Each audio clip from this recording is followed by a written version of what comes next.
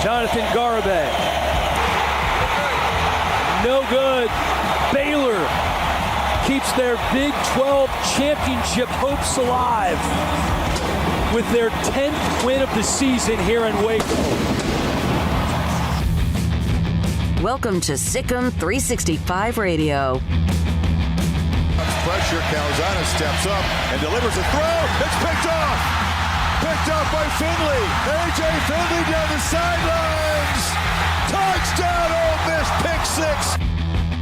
Sikkim 365 Radio is presented by IdealMRI.com. High-quality MRIs for $497 or less. IdealMRI.com. Your health is important, so is your budget. Altmaier batted and intercepted. And it's Walcott bringing it back. Could he? Wire to wire, Sikkim Bears. How about it? The 3 o'clock hour is sponsored by Waco Custom Marketplace. Meats, sweets, Texas treats, and a cut above the rest. 425 Lake Air Drive, Waco. Here's Pollard. Oh, to Pollard. Turn it on. Carlson. He gets past him. Look at Pollard taking it for the touchdown. Now here's David Smoak, Paul Catalina, and Craig Smoak. All right, here we go. This Monday, June the 13th. Sikkim 365 Radio and 365 Sports, and Craig Smoak to my right, Paul Catalina to my left. I'm David Smoak, and we appreciate you. If you're listening to us online, if you're watching us on YouTube, watching or listening to us on 365 Sports, it is Father's Day week, the U.S. Open week, a lot to get to when it comes to golf. Phil Mickelson met today, had a press conference up in Brookline, and we'll also have a PGA Tour caddy, Micah Fugit, who's from Waco, and his thoughts about what's going on with golf. He's also going to caddy this weekend at the U.S. Open as well. Baylor had a couple of commitments over the weekend. We'll hear from one of them, Wes Tucker. Also, if you remember, you got to be a little bit older. Beano Cook, one of the great personalities when it comes to college football and really in sports in general. There's a book written, Haven't They Suffered Enough? And I'll tell you the background there. The author of the book, John Lucas, will join us today at 3:45. Oh, I loved Beano Cook. Every time I would watch the college football primetime scoreboard show in bated anticipation of Beano Cook coming and talking about something, because it was not difficult for the hosts to get him riled up about something. Yep. Or he would just kind of come in riled up about something. Mm-hmm. And he loved college football so much, and it just came through in the way he talked. And Reese Davis told a story about him one time, which I'll repeat here. But he got in a little bit of a hot water, and then he had to call ESPN, and they had to sit down with him. And I can't remember what the game was. It might have been Appalachia State, Michigan, towards the end of his. But he said this is the biggest upset since a Jew was elected mayor of Dublin, and they thought he was being he was making a joke. He's like, no, it's a real thing that happened. Well, you know how it is now. I mean, it was like that back then. If you could be taken completely wrong. But he wrote the name of the book again was "Haven't They Suffered Enough?" And the background on that is that the Iranian hostages were released, and Major League Baseball gave them a lifetime pass to any game. And Beano Cook goes, haven't they suffered enough? Even though he was a huge baseball fan. Also, interesting note today, Larry Fedora, head coach of the New Orleans Breakers. They made the playoffs in the USFL with a win over Tampa Bay this past weekend. Former Baylor offensive coordinator. He'll join us today. And we'll be interested to kind of pick his brain not only about the first year of the USFL back, but also a couple of notes about when he was at Baylor. It was not a good year. It was a bad year, really bad year. He was fired by Dave Aranda, but what he may have seen, if anything, that year that carried over what they did in 2021. Barbara Teague, Maceo's mother, was named Baylor alumni by choice over the weekend. She's going to join us about that honor as well. David Helman, Paul's Top 5. And the College Baseball World Series, 6 of the 8 teams have punched a ticket. Texas, Oklahoma, Arkansas are in it, and so is A&M. And A&M was the first one to punch the ticket. Craig, it looks like the future of the SEC's in great hands. It already was. Ole Miss is in it. Tennessee was knocked out, but Texas came from down 1 game to none, down 7-4 late in the game in Game 2 at the Jungle, and just hammered East Carolina to punch their 38th ticket in 75 years. Yeah, I didn't watch much of that, but congrats to Texas to be down 0-1 and, like you said, to come back and fight out of that and win pretty emphatically. Really a testament to that baseball team and, kudos to all the rest of the teams that you mentioned as well. I mean, it's going to be, current and future SEC packed in Omaha, that's for sure. And there's a bright future there, as far as those programs go, contending with one another in conference play, if things remain as is here the next couple years, which given the coaches there at Oklahoma and Texas, I'd imagine that they're going to continue doing what they're doing. What destination they have the rest of this year, who knows? But, yeah, that's all shaping up to be already a tough conference, but even better with those two teams, kind of like we look at the Big 12 in basketball. Yeah, no question. It's been a hell of a year. We've told you about that the spring semester for UT when it comes to athletics, with now the girls coming off the championship loss to Oklahoma, now the men baseball team in the playoffs in the College World Series. They're going to win that Sears or whatever it is, Learfield Directors Cup for the second straight year. But this is still, I was at the Texas Sports Hall of Fame committee meeting last, was it Tuesday? Cedric Golden and Kirk Bowles, both of them were both from the Austin American-Statesman, and they were talking about, this is before Texas was even able to punch their ticket to Omaha. I said, would they trade? And both of them didn't even let me finish my sentence or question. Yes. Would they trade all the athletic success for a much more elite football team or a much better football team? Would you? Almost any fan base would. Honestly, because football's king. Yeah. So I would say football, but depending on what your number one sport is at your school, football or men's basketball. Kentucky would be different because of basketball, but they're becoming much more of a football school. Yeah, but I think almost any school would, if you said, all right, if we could trade swimming and track and field and softball and all that stuff, if they were just okay, but football was the best of the best, almost every fan base would say yes. Yep. I think Oklahoma, Craig, you're a fan of a lot of what they do. Their football program has been good, not good enough the last 20 years to win a title, but still always knocking on the door. But they're very, very good with what they do around. I know if, as a Nebraska fan, I'd give that up in a heartbeat. They always have had other sports that have been pretty good. Volleyball, track and field, even baseball for a while, softball, whatever. Now, I'd give that up for a football team that was much more competitive for a national championship. Yeah, so would I.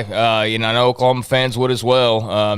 It's all well and good what baseball's doing, but I think anybody that says otherwise is lying to themselves unless they're just somebody who only likes baseball and doesn't really care about other sports. That would be a great thing for UT or OU or whoever to win a title, but I don't think there's even much of an argument, question, or what have you that they would trade that in a second for a football championship. I mean, it's what it's all about. I mean, ultimately, basketball, is right there as a number 2.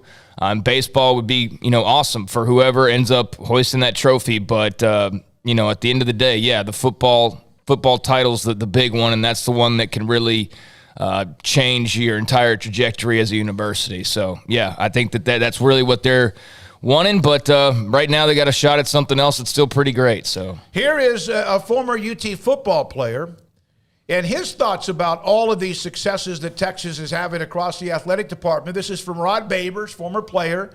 For me, a football guy, bragging about Texas winning their second consecutive Directors' Cup after going 5-7 in football.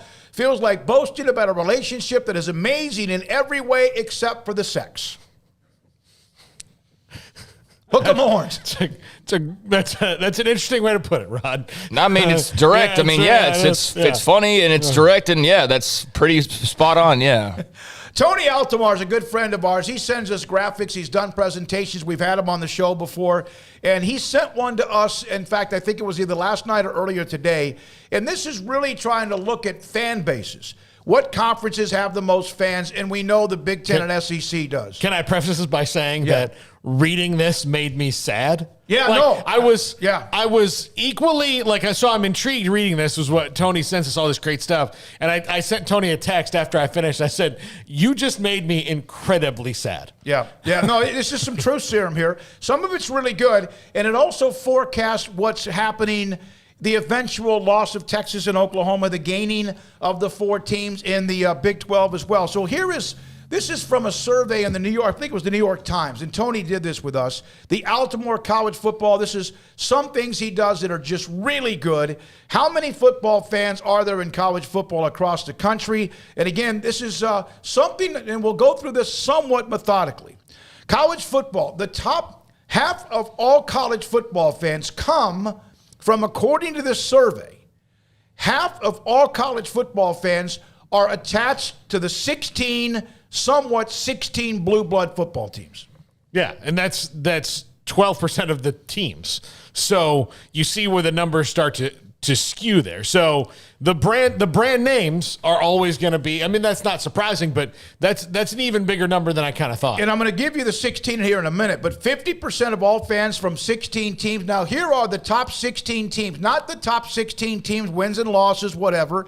These are the top 16 teams based on fan bases, based on those who are, of course, a part of those particular universities in some particular way. At the very top, and it's not even close, is Ohio State. Then Notre Dame with their national brand, UT at number 3. Then you can go down the list, Penn State, Michigan, Florida, Oregon with their national brand, Alabama, Wisconsin's a huge school, USC, LSU, Georgia, A&M, Stanford, Syracuse, Auburn, and Tennessee. One team missing on there, they're just right below Tennessee in the top 16 would be Oklahoma, which has a huge national base as well. But that gives you kind of the 50% of all college football fans, according to this survey of the New York Times, it's Tony Altomar helping with this as well, are among those 16 fan bases. Now let's look at it by conference. The SEC with 54.1 million of their fans, of the ones that are a part of this survey.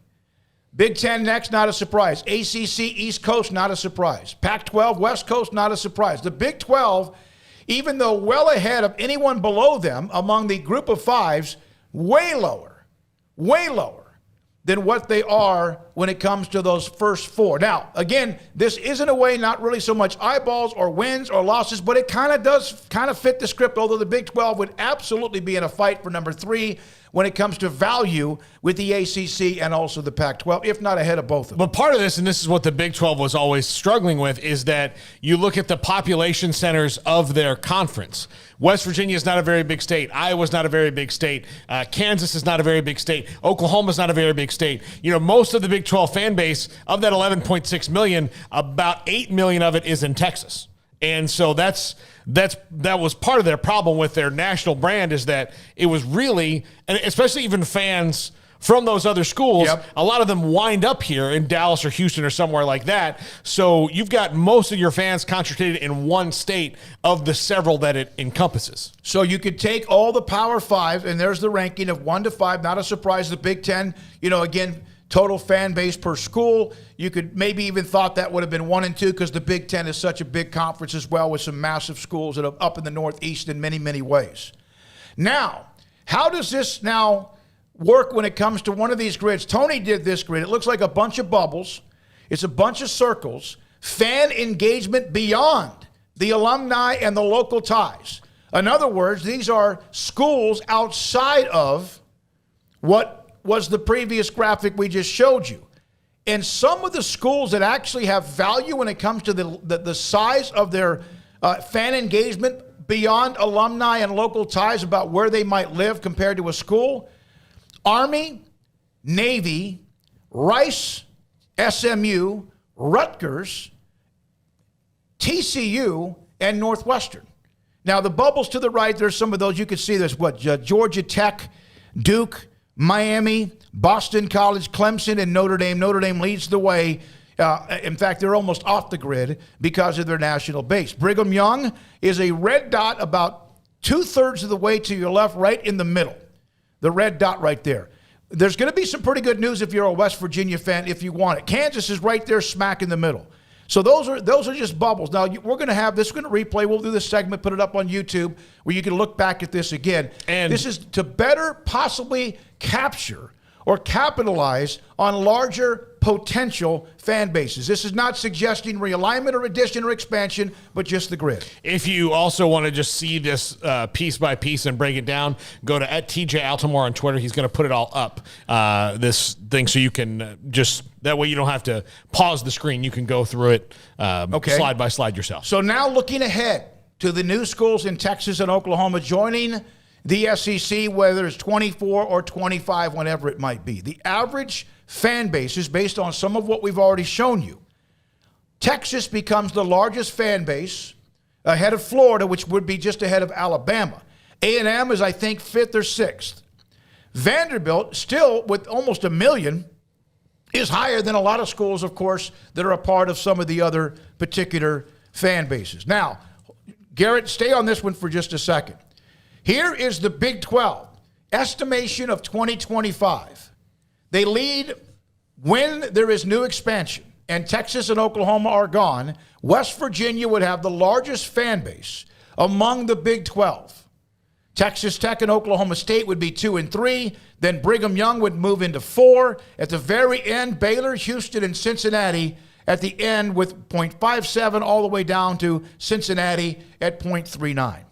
Now, this is just an example of where they are. But if you look at the balance in the middle, from 4 all the way to what, number 9, they're very, very similar. And maybe that's why you see this almost, for now, this kind of like camaraderie and togetherness among these particular schools.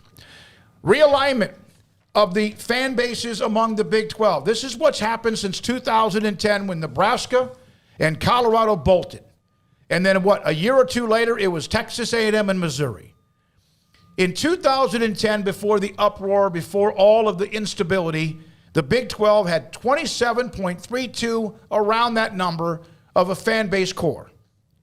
In 2020, it's at 20 million.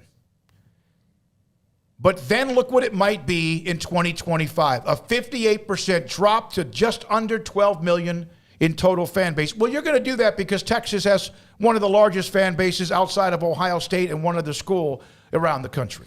Yeah, it's still not great news, though, when you're talking about a TV contract. No, but does that equal, in fact, Tony even mentioned this. He said there are some issues, such as probably estimates primary allegiance. For example, Gary Patterson used to talk about the importance of secondary TCU fans in DFW who cheer for TCU, whose family, though, might be allegiant by alumni support to another school. So that's just a couple of different things. Those are some graphics. We'll have that up on the YouTube segment when we post it, and also as well. Anything there you guys wanted to digest? And I don't think anything there's like shocking or any breaking news, but that's kind of some nice truth serum right there. Tony said, by the way, this is from the New York Times data. It sinks in 3 New York Times studies of college fan bases based on statistical estimates based on social media followings, location dispersion, and based on vivid seat ticket sales data as well. Yeah, it's pretty interesting stuff when you break it all down. And do you see what goes into the ever morphing landscape of college athletics, especially college football? Because it's hard for us outside those rooms and those negotiations to kind of understand what the things that people are looking at. So it's a very thorough breakdown of different things that they are looking at. I go ahead, Craig. Yeah, I mean, it's cool to see that. I mean, it's alarming, too, if you're the Big 12, but I'm just not going to sit here and worry about that kind of stuff. I'm really not going to sit there. I'm sure there's somebody who's like, oh, my God, they're in trouble, but I don't care. Like, I mean, I don't know what the world looks like in 2 years. So, yeah, that's alarming that there's such a disparity. But, I mean, we knew Texas had a lot of graduates and a lot of T-shirt fans, and we know same thing with Oklahoma, same thing with A&M. There's not a lot of those around the Big 12 right now that are, just big schools that are going to have big followings regardless. I mean, some of that comes with history and some of that just comes with those brands. And I think, we've already established that Oklahoma and Texas are two very big brands that are leaving and going and joining a bunch of other bigger brands. And I guess, if anything, I'm a little surprised Texas has that many fans, that they'd have the most in the SEC, but I guess the state's the second biggest, but that's still a little bit surprising to me. But yeah, I mean, that's interesting, and that's something that the Big 12 is going to have to figure their way around somehow or another. And, they're not going to have a lot of options to be able to do that. So got to put a good product on the field, got to have great coaches and players, and just hope that that's, something to attract more eyeballs. By the way, if you were to just list everybody, and Tony's got some more information, it's like a 31-page graphic presentation. The ones that Baylor and Texas Tech and TCU and grabbed onto as far as after Texas and Oklahoma left the Big 12, you're about the four best you could get with Brigham Young right there, along with Houston, Cincinnati, also with UCF, and also, I always forget ones, Cincinnati. Speaking of Cincinnati, this is from Brett McMurphy. They have already sold out their entire allotment of season tickets, more than 23,500, most in school history, after, of course, coming off the college football playoff semifinals and also headed to the Big 12 a year from now. So Cincinnati has already sold out. That is great news, not a surprise, and they should be. But still, that's great news, and that's a positive for one of the schools joining the Big 12 coming up here in the next year. All right? Now, let's see here. We have Wes Tucker, one of the two players who committed to Baylor from Argyle High School. Pretty interesting story about Wes. We'll have that here in just a moment. I want to tell you guys this one story. I want to know if Mitch Thompson, who is the head coach at McLennan Community College. His brother is on staff at Arkansas. Mitch Thompson is probably, and no one has told me this, but most likely is a candidate to be a head coach. He's a candidate. I would think his name is in the search for Baylor. There's no question in my mind that would be the case. He hasn't told me that, and Baylor hasn't told me that either. But that would make sense. He's been there. He knows it. He's around here. But, Mack Rhodes always at times has a curveball of which nobody knew much about Nicky Cowan or even much about Matt Rule, and they did a hell of a job when they were here and are, in fact, if Nicky's still here. Nate Thompson is 17 years younger than Mitch, who's the coach at MCC. So I reached out to him. I had somebody tell me when I was playing golf on Saturday that Mitch had a brother. And then they said, it might be his son, who's on the staff at Arkansas. They've punched a ticket to the College Baseball World Series. So I reached out to Mitch and I asked him, I said, is that your son? It's his brother. He's 17 years younger. He told me I could share this story. Same mom and dad, full brother, everything. When I was a junior in high school, Mitch and the family had two brothers killed in a car wreck.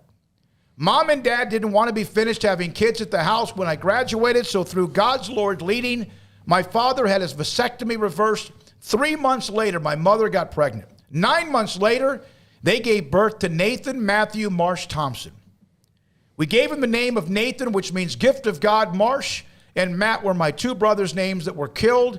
Nate was a miracle baby to my family, and this is part of what I do to share my story of religion, commitment, and Christianity about God's gift. So I wanted to share that story about the coach at Arkansas who's on the staff with Van Horn at Arkansas, and how, because when I saw his age, I was like, that's got to be a son. Maybe that's his son. It's his younger brother, but how about the fact that reversed a vasectomy and his mother was pregnant 3 months later. So I wanted to share that story. That's an inspirational story if there ever was, and he's now in the College World Series as well. It's a heck of an effective doctor, too. Yes. Sometimes it takes longer than 3 months. Yes. Yeah. And I mean, it all worked out for the family, and good to Nate to be a part of that Arkansas staff that's headed to Omaha, Nebraska. From Tony Altamar on the chat room, glad it worked out. Guys, have it up on Twitter for anybody who wants. 130 FBS teams based on overall fan, I guess you could say, attachment to them. Also, we will have, coming up next, Wes Tucker. If they got that many fans, how are they not popping like 20 million per game, some of these schools? Like, you see some of those numbers? Yeah. Like, and we're seeing, like, it's 5 million people watched the ABC. That's just something that popped into my head randomly. I know not every fan's a fan of football and is there to watch, but you're talking about like 11 million people. I ain't seen an 11 million person broadcast in quite a while. Yeah, Ohio State's got the highest at nearly 11 million. It probably falls into that same thing that like boggles my mind when the Super Bowl comes out, and even though the number's really big, there's still, you think about all the people who didn't watch the Super Bowl, and then I wonder, like, what do you talk about at work the next day if you didn't watch the Super Bowl? And that's how do you not feel left out? And the reason the numbers for the Super Bowl are massive is it attracts more than just football fans. Mm-hmm. The NFL has done a great job of attracting more than just NFL fans, and they've created some that weren't because of what they do with so many promotions that they have as well. All right, when we come back, Baylor got a couple of commitments over the weekend. They had official visits. They have them throughout the month of June. One of them is Argyle offensive lineman Wes Tucker. His brother is at Texas Tech, who Baylor recruited, and his interview and segment next on Sikkim 365 Radio and 365 Sports. It is Father's Day Sunday, Father's Day weekend, Father's Day week, and Waco Custom Marketplace is a place that needs to be a go-to for you this week. Maybe not today, possibly not until Thursday or Friday. You still have throughout the rest of this month. I even text Brian Bauer, the owner, earlier today. I said, how long does the live crawfish last? He said all the way through the month of June. So order live crawfish, 30-pound sacks of live crawfish right now, or anytime until 4 o'clock on Wednesday. You could pick it up anytime after Friday, or anytime Friday after 4 o'clock, and also if you want on Saturday. So if you want to have a crawfish boil, and I know it's hot as hell outside, but still, if you might have a big reunion or a big family get-together, and you have a great place to cook it, boil it, and enjoy it, live crawfish, 30-pound sacks at Waco Custom Marketplace, available to order anytime up until 6 o'clock Wednesday, pick up in the afternoon on Friday or throughout the day on Saturday. Also, you want to put a steak in the grill for your father or whoever it might be, you can do that. They have a full-fledged butcher shop. They have, without question, the best bone-in ribeyes I've ever bought from anywhere else, anywhere. They are delicious, and they can cut them how you want. Whether you want it to be an inch, inch and a quarter, 3/4 inches, whatever you want, they have different types of that as well. Or bacon wrap fillets, whatever steak you want. Beef, pork, poultry, and seafood, they have that for you at a bakery with fresh baked bread every single day, and a little grocery shopping area in the middle of the store. Waco Custom Marketplace, your Father's Day go-to this week at 425 Lake Air Drive in Waco. Payments for qualified buyers at 2.9% for 72 months with $5,000 down cash or trade. TTL Extra. See dealer for details. Summer driving is coming. Save now at Richard Carr's Summer is Coming Savings Event. Find summer savings like a 2015 GMC Sierra 2500 HD for $318 a month, or 2020 Buick Encore for $288 a month, or get a 2015 Cadillac SRX for $212 a month. Our vehicles go through a 172-point inspection, and we pay top dollar for your trade. 100% approval is always our goal. At Richard Carr, we give you more. At Ideal MRI, we feel blessed to be a part of the Waco community. We're a small family business right here in Central Texas, and our goal is to bring down the cost of healthcare while maintaining high quality. At times like this, the cost of healthcare has never been more important, and unfortunately, significant illnesses and injuries still occur. That's why Ideal MRI is open and here to serve you through the difficult time. We offer premium MRIs just like a hospital with state-of-the-art technology and specialists, but you'll pay less. sometimes thousands of dollars less, whether you're using insurance or not. At Ideal MRI, we accept most insurance and there are no hidden costs. Even offering financing if that's needed, everything included in the price, and you'll not get something as a surprise in the mail later on. If you need an MRI, ask your doctor about Ideal MRI. They'll know. You can schedule an appointment safely from home online in minutes at idealmri.com or give us a call, 833-IDEAL-MRI, idealmri.com. In the market for a quality metal building? Since 1943, Pioneer Steel and Pipe has helped Central Texas residential and commercial customers with metal building design, panel options, building components, and trim options. Pioneer Steel and Pipe's residential line is energy efficient, offers low maintenance, reduces insurance payments, is impact resistant, and carries up to a 45-year limited warranty. In addition, they can also help you find a metal building contractor for your project. Pioneer Steel and Pipe with locations in Waco and Bryan and at pioneersboys.com. In Texas, there's pea-size hail and baseball-size hail. Guess which one hit our house? We didn't even know where to begin, but we called our Texas Farm Bureau insurance agent, and he was so reassuring. He knew exactly what to do to get our house back into shape and our lives back to normal. Now, we're even more thankful for the roof over our heads. Stop by and see our agents at one of our 3 McLennan County locations. Coverage and discounts are subject to qualifications and policy terms and may vary by situation. Did you know that Waco Regional Tennis and Fitness is a partner of the City of Waco? Did you know that we are open to the public? Waco Regional Tennis and Fitness offers day passes to the public for only $10 a day, and we offer money-saving memberships. Waco Regional Tennis and Fitness offers over 40 group exercise classes each week, including bar, yoga, boot camp, indoor cycling, and more. There are free weights, weight machines, TRX, rowing machines, stationary bikes, new treadmills, elliptical machines, and much more on the spacious weight room floor. Personal training available where you can be encouraged to grow. Sauna, whirlpool, tanning bed and kids club, 17 tennis courts, 8 pickleball courts, youth and adult tennis and pickleball lessons. Waco's premier experience where you can help your mind, body, and soul. Visit our website at wacotennis.com. Call us at 254-753-7675 or visit us next to Hawaiian Falls on Lakeshore Drive in Waco.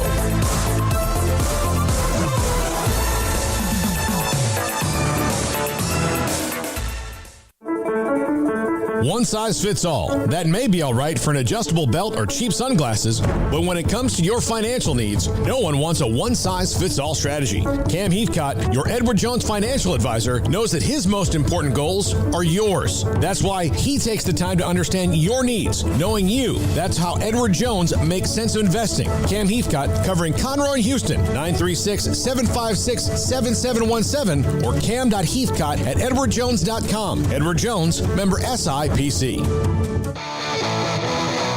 Welcome back to Sikkim 365 Radio. Have you subscribed to our YouTube channel? Search 365 Sports on YouTube.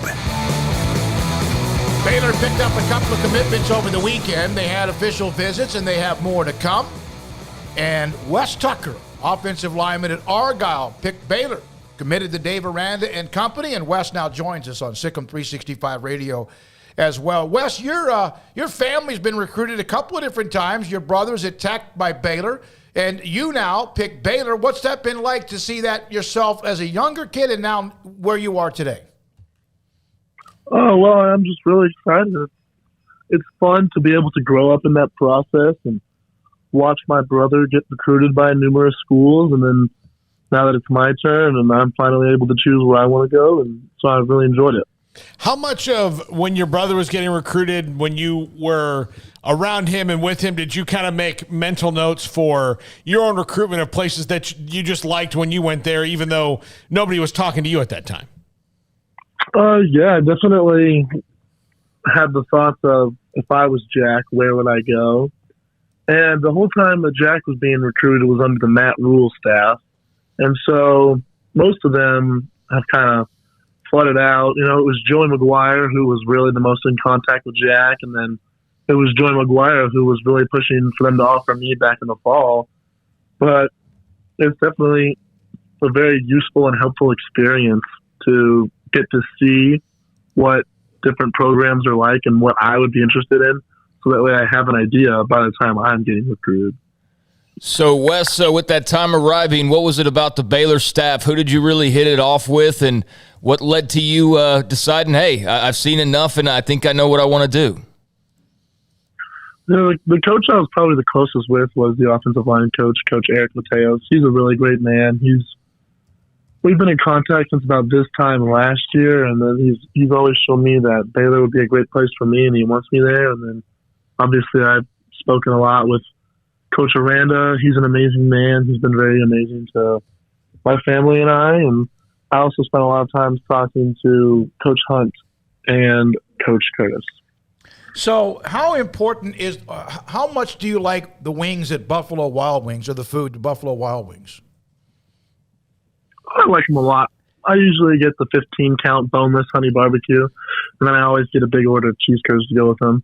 My friends and I spend a lot of time there, especially on like big UFC nights. So do you have some you have a little bit of UFC blood in you as far as the competitiveness, the desire, and how tough those guys are?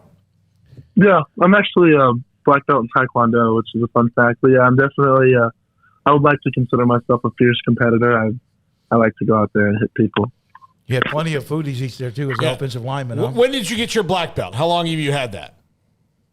I think I've had it for about 6 years. How much do you use that in football terms, as far as some of what at least the movements? Definitely helps with striking in terms of punching. You know, like a palm heel strike is almost the same thing as punching somebody when you're in a pass set. And then it definitely helps me a lot with like flexibility and mobility and agility and all that. How much is that something that coaches who have recruited you have brought up? Because I would say not only in terms of a skill set could that help you out, but just the dedication it takes to achieve something like that has got to be impressive to people. Yeah, usually whenever they ask like what other sports I've played, and I say basketball, baseball, taekwondo, they're like, oh, that's an interesting sport. Eric Mateos and what that offense did, Wes, as you know, last year with the offensive line that the year before had struggled, and what they did with the run game. How much did you focus in on that? How much do you even talk about that with him or Dave Aranda and anyone else? Well, we talk about it a fair amount because obviously the coaches want me to know, and I would like to know what exactly type of offense I'll be playing when I get there. And they run a wide zone, which I really like. The offensive line likes to open up and run. I really like that. They don't really try to just like square guys up and stay in front of them. They do the hitting, and as we saw, it works for them a lot. Wes Tucker, Argyle High School, with us, Sikkim 365 Radio and 365 Sports. You had to learn a little bit about life, didn't you? About the real parts of life, with the tragedy that was a part of someone who trained you and others around the community. Can you tell me a little bit about that story in your life? Yeah, sure. So his name was Noel Scarlett. He played in the NFL for, I think, 11 years. He spent most of his time with the Vikings, and he also bounced around with the Patriots and Cowboys for a little bit. So he's been training guys. He was training guys for a very long time. He's seen a lot of guys grow into the NFL. And an Oklahoma State offensive lineman, their starting right tackle, Preston Wilson, who graduated from my high school in 2019, was the first guy to train with Noel. And then he just started training more and more of us O-line and D-linemen. And I grew very close to him. Back in one of the ice storms, his facility that he trained out of was shut down. And so our coaches extended our indoor facility to him. And then he ended up actually moving his family to Argyle in the summer of 2021, where his son, who's a Texas A&M signee, class of 2022, D tackle Jaden Scarlett, went to our school, and so did one of his daughter's son. He has another son. Actually has a handful of kids, but then we're also really close to one of his other sons, BJ, who plays D-line at SFA. But, he was just a really great man. He was way more than just a trainer. A lot of guys have their trainers where they drive out to see them, but our guy, he came to us, and he showed us that we were more than just a group of guys that trained. We were a family. All the non-football times that we spent together, and then that was great. And then unfortunately, he passed away due to COVID. He was doing really well in recovering, and then his body just crashed. That happened in early September. It happened on a Wednesday night, and then the following Saturday, so 3 days later, was when I got the call from Coach Mateos and he offered me. And so it was a really rough time for me, having lost probably the second most prominent male role model in my life besides my father. But I feel like Baylor offering me was a kind of a way of God, and Noel showing me that, like, hey, everything's going to be all right. That's amazing. That's an amazing story, and your commitment that you released. You are my driving force. You are my guardian angel. You got me here, and I'm doing this for you. I will miss you, love you every single day. And then, of course, you announced your commitment to Baylor, so the relationship must have been very, very strong as well. Argyle's pretty good in football, aren't they? You guys have piled up a bunch of wins. Great athletic department. I know the baseball team went to the state tournament recently as well last week. But just what's the pride of being a part of Argyle football? Well, Argyle as an entire community is very much a high standard and proud community. And obviously it's our football program that gets the most attention. But we also send pretty much every team deep in the playoffs every year, if not winning a state championship year. The 2020-2021 school year, we won state in football, band, boys basketball, and boys and girls golf. And then this year, our band team won it. Our boys and girls basketball teams both went to the region tournament, and our boys and girls golf teams won the state championship. And then, as you know, our baseball team made it to the state championship. Mm-hmm. Let alone our very high academic prestigiousness, where we pretty much just kill it at every single UIL academic meet. Oh, yeah, we also had a girl win state this year in tennis. But no, being a part of this town is definitely not for the lazy and the unprideful. Especially those of us who have been living here for a while, who know the standard of excellence. And what a lot of people say about Argyle and what makes us so good at everything is it's a place where the school cares about the people and the people care about the school. You know, our town is not very big. I would say we probably have about 4,000 to 4,500 people living in our town. And we have our schools, and then we have a pizza restaurant and a CVS. Well, it's a very proud town, and you're right. I'm glad you went over the success because it's been amazing. Argyle's been winning basically in everything for a long, long time. Have you thought about what you're going to study at Baylor? Is that even on your mind right now? Yes, sir. I want to do business and construction management so I can become owner of a general contracting firm when I'm older. Oh, good business there. Mm-hmm. Yeah. Do you what did Jack say about your commitment? I saw your sister, I think, we treated your mom, your dad, they all, of course, very proud of you. What did you tell Jack when you committed to Baylor? Well, I texted him the night before because I committed. I told the coaches after camp on Saturday, and I knew I was going to commit before I even went there. And I just texted him, and I basically just said, "Hey, Jack, I'm going to be committing to Baylor tomorrow. I just want to let you know." And I mean, he's known for a while that I was like, he wanted me to go play at Texas Tech with him, but Texas Tech just was never the place for me. And that's no disrespect to Tech or any of the other schools that have recruited me. But if you look at my offers and everything, it would be pretty silly to not choose Baylor. Yeah. Can you take me back to when you were in fifth grade and you were giving some sort of pregame speech and what you said during that speech? Can you remember then?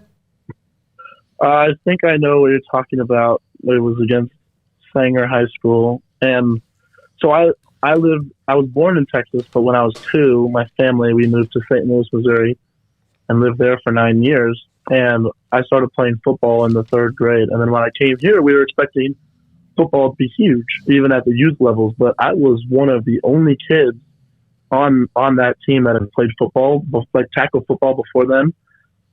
Probably 4 or 5 other guys, they all played on the private school's youth program down the street. But it was the be the hammer, not the nail speech, because I was frustrated even at that age that we were losing games, and it wasn't because we were smaller or not as good athletes as other people. it's because we were playing tackle football and dudes just didn't want to hit other guys. And so I kind of yelled. I do remember that. I just yelled and I just told everybody, you got to be the hammer, not the nail, because we're about to go out there against a team. At the time, they were like the big dogs of the league. Like they won the little Super Bowl tournament every year. And I was like, guys, what's the flip? We look like our heads are hanging and the game hasn't even started. Let's get it going. And we still lost the game. But that actually was a turning point in the season. And as you can see, we have a handful of guys in my class who have offers from multiple levels of collegiate sports. And I think we did a good job at turning around at that point, even though we were so young. Wes, congratulations, man. We will cover you. Look forward to it. Watch the rest of your career in high school at Argyle, which I know you guys will be incredibly good as well. Thanks for your time and enjoy it. And I guess it's kind of a relief it's over. Now you can move on and focus completely on what's happening your senior year. Yeah, thank you so much for having me. Thank you. Wes Tucker, Argyle offensive lineman. It is an incredibly successful school across the board, as you know. Some of the schools that they've played, either lost and or beaten along the way, are right here in Waco with La Vega, China Spring, among some others as well. When we come back, Beano Cook used to be one of the guys you would watch college football coverage because of him. A guy that did not pull punches. There's a book about him, and we'll talk to the author next on Sikkim 365 Radio and 365 Sports. Alan Samuels, Dodge Chrysler Jeep Ram Fiat, right now in June, yet more specials and discounts on the various cars, trucks, and SUVs they have on their lot. Loop 340 and east of 84 in Waco. I told you about that Wagoneer 3, somebody that his wife said is probably the nicest car and vehicle she has ever driven, and he's in the car business, and so she's driven many, many demos along the way. Very impressed with it. I had a chance to test drive the Wagoneer 2. It's incredible. And, of course, the Wagoneer 3 even better. Right now, the Wagoneer Series 2 and 3 with 2.9% financing for 72 months available, plus $4,000 in competitive bonus cash. That's right, $4,000 bonus cash. Incentive for new 2022 Wagoneers, limited time, only at Alan Samuels Dodge Chrysler Jeep Ram Fiat, Loop 340 east of 84 in Waco. Also, the 2022 Ram 1500 Quad Cab Lone Star in June, special value $7,000 or get $4,000 bonus cash and 2.9% financing as well. And, of course, $500 to first responders on top of all of that. Tell Ted Teague we said hi at Alan Samuels Dodge Chrysler Jeep Ram Fiat, Loop 340 east of 84 in Waco. Baylor University is where lights shine bright. So, let there be light. Let there be roommates and teammates, scholarship and championships. Let there be fresh starts and new traditions, fast friendships and lasting impacts. Let there be laughter. Let there be joy. Let there be light. Baylor University, where lights shine bright. From the first workout to the last practice, sports is an incredible and rewarding challenge. Hi, this is Dan Ingham with the First National Bank of Central Texas, and we're proud to support each athlete, every parent, and our educators. From families, small businesses, to the biggest industry, we're here to help. With remarkable products like our free First mobile app, we've got banking ideas that fuel big dreams. That's the First National Bank of Central Texas. Familiar faces making local decisions. Member FDIC, Equal Housing Lender. Boots add protection. Good boots help you climb better and move forward faster. And when your son or daughter steps into the boots of a U.S. Army officer, they also learn how to lead. In these boots, they'll gain more confidence with expert training in one of more than 150 occupational specialties. In these boots, they'll stand a little taller and lead a team with diverse backgrounds and areas of expertise to successfully accomplish whatever challenge comes next. In these boots, they'll earn respect with valuable experience from day one that will give them solid footing for success into the future. Highly qualified candidates who earn a spot on our team can receive comprehensive health care coverage, college tuition assistance, and a bonus of up to $40,000. See all the things your son or daughter can achieve in our boots at GoArmy.com. U.S. Army Waco Recruiting Company, 254-598-8131 or 254-776-1543.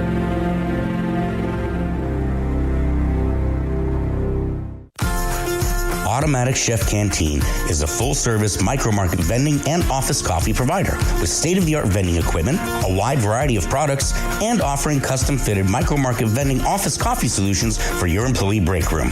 You want a full break room solution and a workplace oasis? Well, Automatic Chef Canteen, locally owned and operated for over 50 years in Central Texas, also includes in-house mechanics on call 24/7 for fast, reliable service and maintenance. Automatic Chef Canteen, 6900 Imperial Drive in Waco, or online at automaticchefcanteen.com. Let Camille Johnson Realtors guide you seamlessly through the process of buying your dream home or selling your current one. Commercial, farm and ranch, or residential, Camille Johnson Realtors can smoothly and successfully lead you through any transaction. With a team of 28 experienced agents who are excited about serving you, Camille Johnson Realtors services the entire greater Waco area. If you're in the market to buy or sell, contact Camille Johnson Realtors, 104 Midway Center in Woodway, or find them online at www.camillejohnson.com. Camille Johnson Realtors, elegant, charming, warm. Welcome home. Baylor Scott and White Southwest Sports Medicine and Orthopedics, the team physicians for Baylor Athletics, diagnosing and treating all sports-related injuries, including concussions. These specialists also provide orthopedic services for athletes and non-athletes alike, whether it's knee or shoulder pain, hand or wrist injuries, orthopedic spine care, and even an arthritis and total joint clinic. Trust the doctors Baylor Athletics trusts. Baylor Scott and White Southwest Sports Medicine and Orthopedics wants to get you back in the game.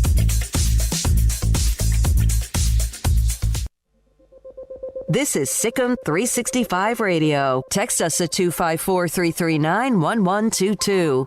The Sikkim 365 Radio text line is sponsored by Riverbend Liquor and Wine, with the most extensive variety of craft beer in Waco. A hidden gem on Lakeshore Drive and 19th Street. Got an email. It's been about a week or so. John Lucas sent me an email. John D. Lucas wrote a book. Haven't they suffered enough? An unbelievable career in sports PR and television, paperback on the late great Beano Cook, who was a major staple of college football coverage for the longest of times. And John now joins us on Sikkim 365 Radio. Paul Catalina, Craig Smoak, and David Smoak as well. John, I think I read in parts of the book that he was prepping you to write this at some point back when you were younger. Is that correct? Yeah, Paul, you know what? I got to know him. I sent him a letter when I was in high school, and we got to be, good friends. And he sort of put me to work, doing some research for him. I wrote a lot of his material, stuff that we used to see a long time ago on SportsCenter, College Game Day, all ESPN Radio, his chat online, things like that. And, I didn't know it at the time, but he wanted to write a book, and he was trying to put it together and just couldn't get the thing moving. He wasn't a sit down in front of a computer, typewriter, notepad, what have you. Couldn't get it done, and turns out that was the biggest job he had assigned for me. And I got it done. John, what do you think Beano would say about everything that's going on in college athletics the last 12 months? You know what? I think he'd probably hyperventilate a little bit. You'd get a lot of his unbelievables, his catchphrase, his famous line. And then I think once he caught his breath, he would say, "I told you so." I think if you read this book that we put together, even though, it'll be 10 years this October since he passed away, the guy had incredible foresight. It was like he had a crystal ball in his apartment in Pittsburgh.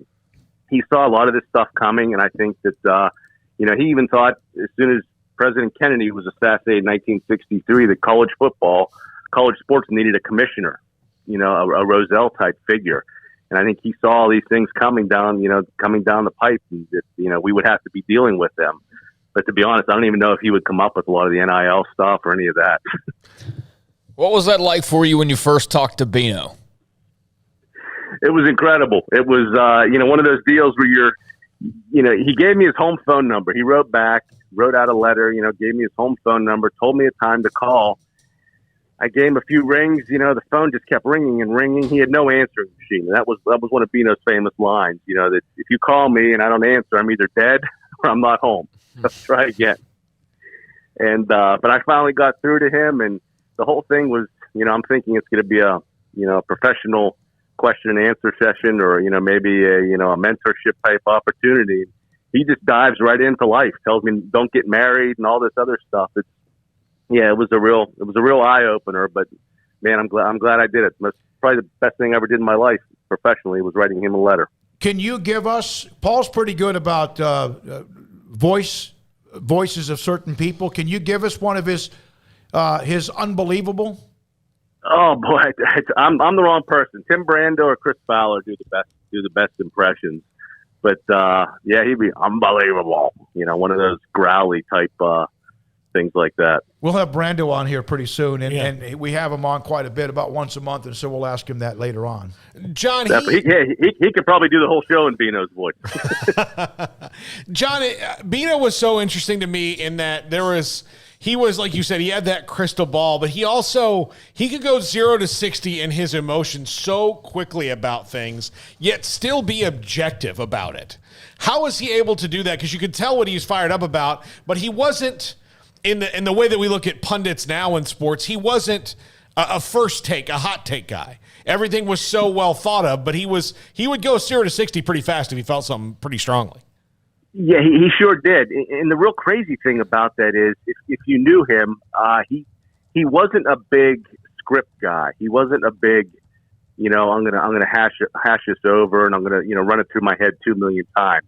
He just kind of went, he kind of turned on the computer, his mental data bank, whatever you want to call it, pulled something out that he'd have a comparison to, whether it was World War II or whatever, and then go off from there. And it was crazy that how he would come up with this stuff, stay on target, but yet, like you said, he kept his emotions in check. And I think, unless you were dealing with Notre Dame, Penn State, the IRS, or the sport of baseball, he could keep his emotions under control for the most part. Who would you say is the modern day, and it's not even something that you would want to think there is one, but he was before Lee Corso, and we know what Corso's been for game day. Who is the modern day Beano Cook? That's a really good question. One of those, first thing when I wrote him that letter, to go back a little bit, I told him I wanted to be, the next Beano Cook or another, and he just said, don't even try. There's not going to be another one.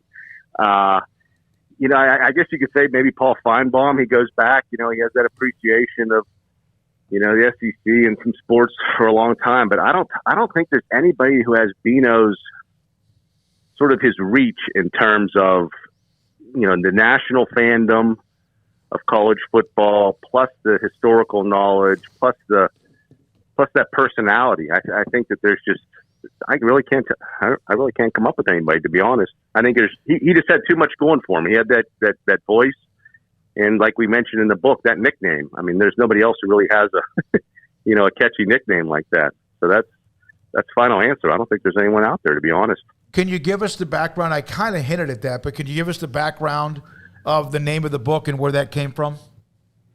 Haven't they suffered enough? It's probably Beano's most famous line. He was at the NBA All-Star Game 1981, being played right outside of Cleveland, and the word came over. This is, I think, before the game. Beano and a bunch of other writers, sports writers and TV people. He was at the hotel before the NBA All-Star Game, and I guess his job at the time, he was working for CBS. He was their head sports publicist, and somebody just asked him a question. One of the sports writers said, "Hey, Beano, did you hear the news?" He said, "What news?" He said, the Iran hostages that were, 444 days were kept captive there. All the guys from our embassy after the Iranian Revolution, 1979, were finally being released.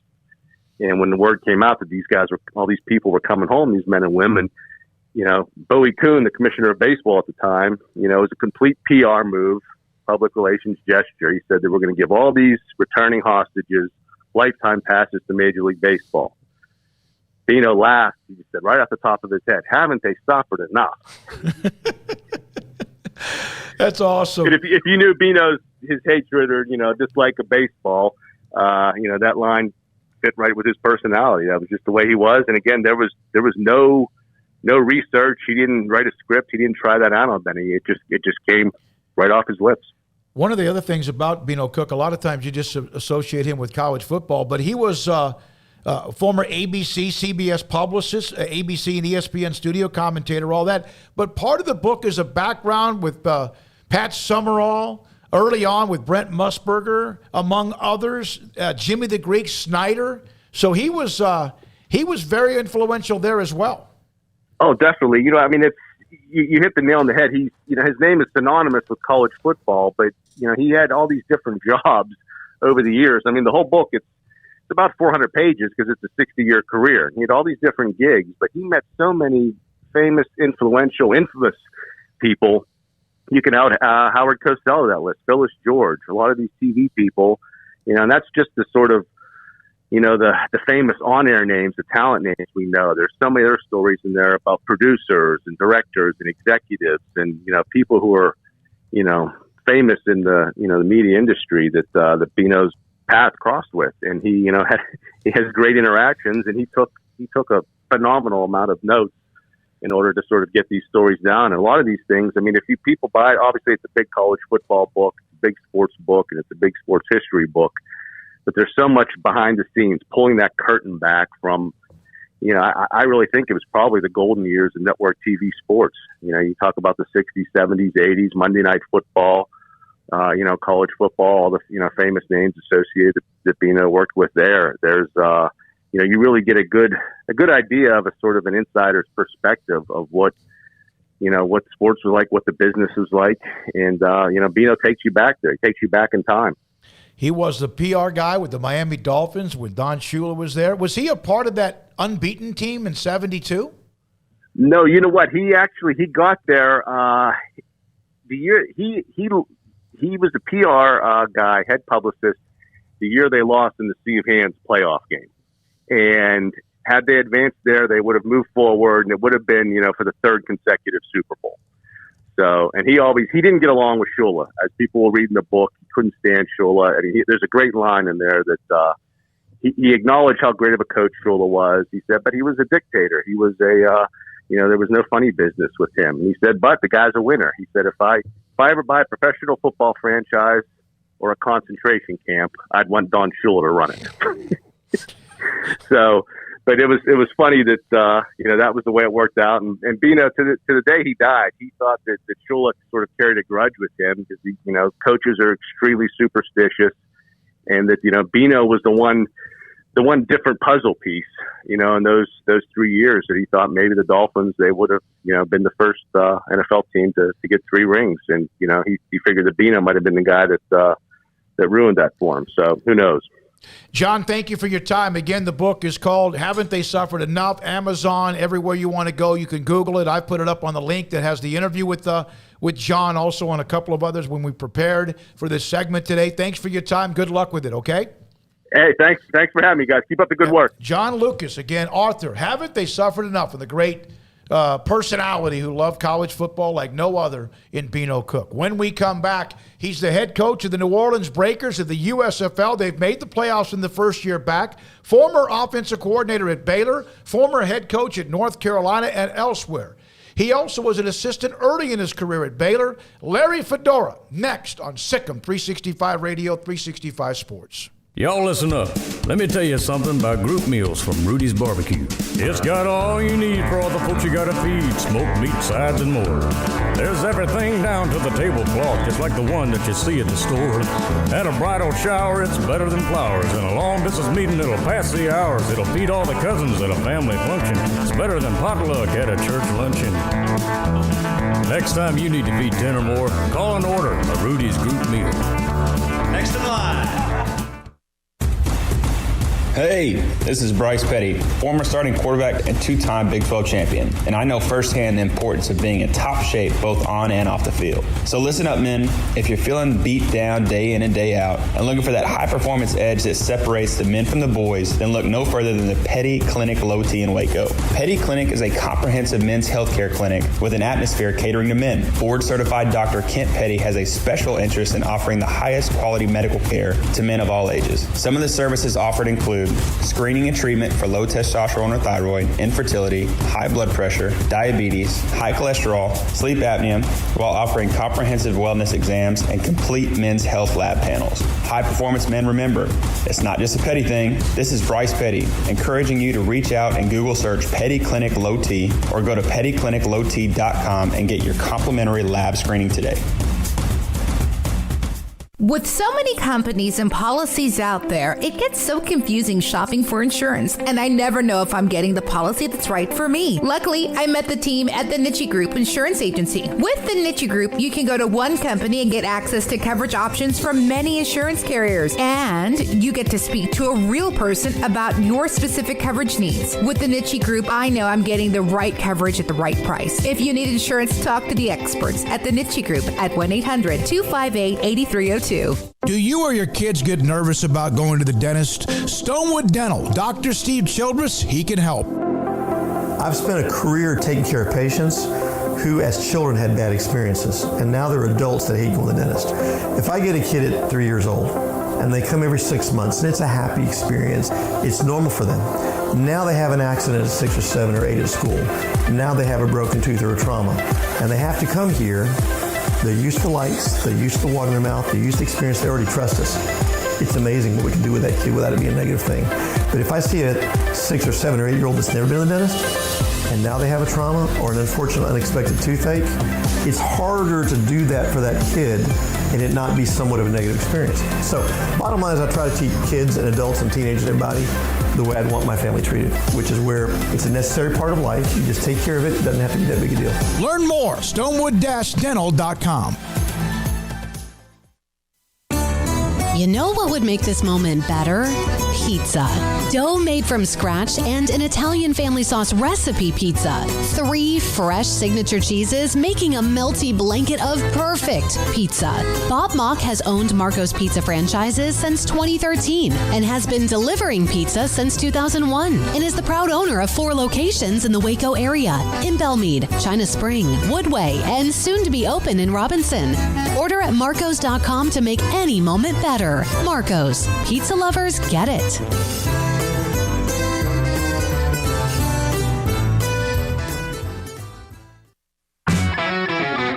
Welcome back to Sikkim 365 Radio.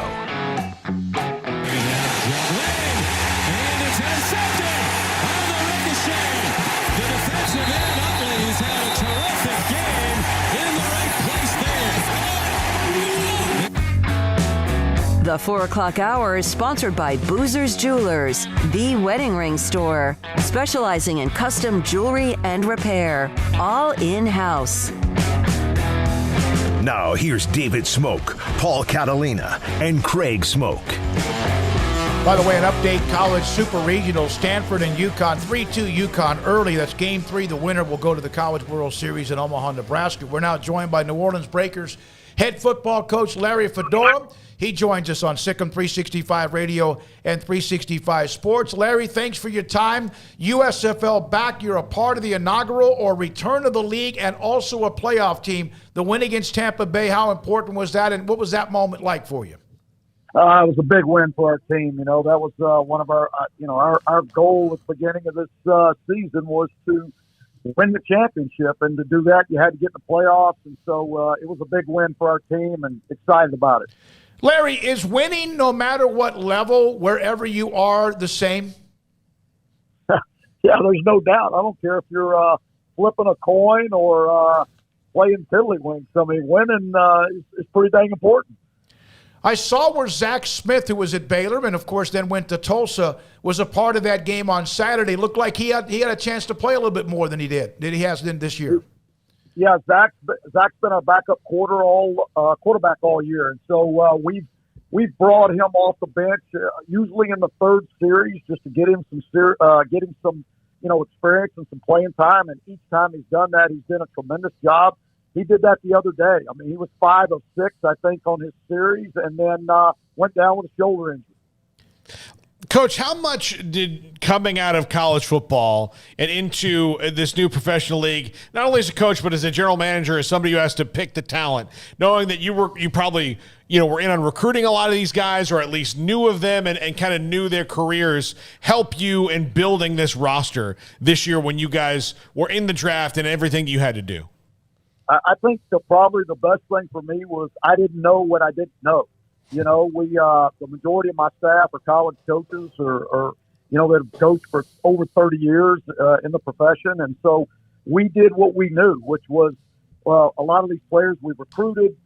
If we hadn't recruited them, we got on the phone with their college coaches that we all knew to find out the ins and outs on these guys. And that's how we went about putting together a team when we got into the draft.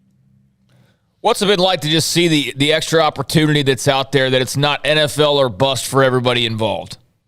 Yeah, this league has a great place. It really does. First of all, they proved that with the TV ratings and everything, they can be successful. It provides an opportunity to guys that are right on the edge of the NFL. We've got guys on our team that have played 3 or 4 years in the league. We've got guys that were in the league, got hurt, and got popped out, and are showing that they're injury-free. They'll have the opportunity to go back. It's been great for the coaches that have maybe some of them just in between situations. So there's definitely a place for this league, and I think it's proven, and it's been a lot of fun. Larry, you were out of the game for almost a year. How important was it for you just to get back on the field yourself with a whistle? Well, I'll be honest with you. I loved that year. I spent more time with my family. Still lived in Waco, and my family's from College Station. My wife's family's in the Waco area, and so for that year, I got to be a normal person for the first time as an adult. And so I'll be honest with you, it was a lot of fun. I enjoyed every bit of it. When they called you, was Daryl Johnston involved? Who called you about the job in New Orleans? How did that work out? Yeah, Brian Woods is the one who called me. Brian Woods is the executive director of the league, and he's the one that initially called me. And to be honest with you, I wasn't just, raring to go. They had to do some convincing. And, the biggest thing for me was, I didn't want to be a part of something that was just going to be a circus. It had to be real football. And they proved that it was, and it's been great football. It really has. It's been really good football. The players have been, it's all about the players. And the players are the ones, you see it in their eyes. They just want to play. They want to get coached. They want to get better. They want to develop. And so that's been the fun part about this whole league. When you weren't coaching and you enjoyed that time, obviously time with your family was huge. Was there anything in particular you got to do also that you normally don't have time to do as a coach? Well, I got to spend time with my family. I got to go to Parents Weekend in Tuscaloosa. My daughter's a sophomore there. I've got a ranch about 90 miles west of Fort Worth. I got to spend time on the ranch. I got to work on the ranch. I got to, just spend time with my wife. It was an amazing year. It really was. Does this league, the way that the schedule is in the spring, and I know that you guys are going to continue scouting and working all year long as you try to build the league, but does this give you a little bit more freedom to do those things? Maybe not as much as you did in the year that you were off, but at least to do them a little bit more? I'm going to do as little as possible with this football team when this league is done on July 3rd until I go back to the next season. I'm going to do exactly what I was doing when I was done for the year. When I was off for the year, I'm going to spend time with my family. I'm going to hunt, and I'm going to fish, and I'm going to play some golf, and I'm going to spend some time at George's and with Sammy Citrano, and I'm going to have a great time.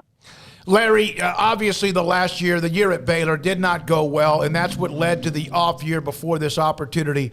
How important was it for you to come back and have success? Because 2020 did not go very well for Baylor at all.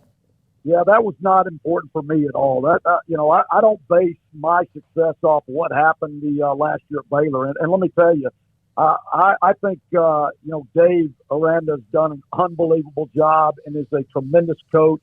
And Baylor is set for the future with him and the staff that he's put together. I have nothing but great things to say about Baylor University. And unfortunately, I didn't do a good enough job there.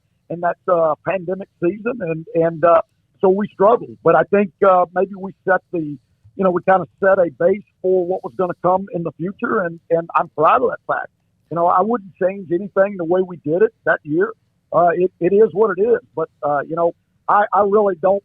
I don't really look at that as a failure. I really don't. That's just a learning experience.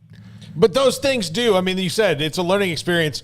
Even though it was rough, does having to do things on Zoom and having to find new ways to coach and get across to people make you a better coach? Because now, even though you won't have to do that situation again, you've challenged your mind enough to where you have to be an innovative thinker and deal with situations that may not always come.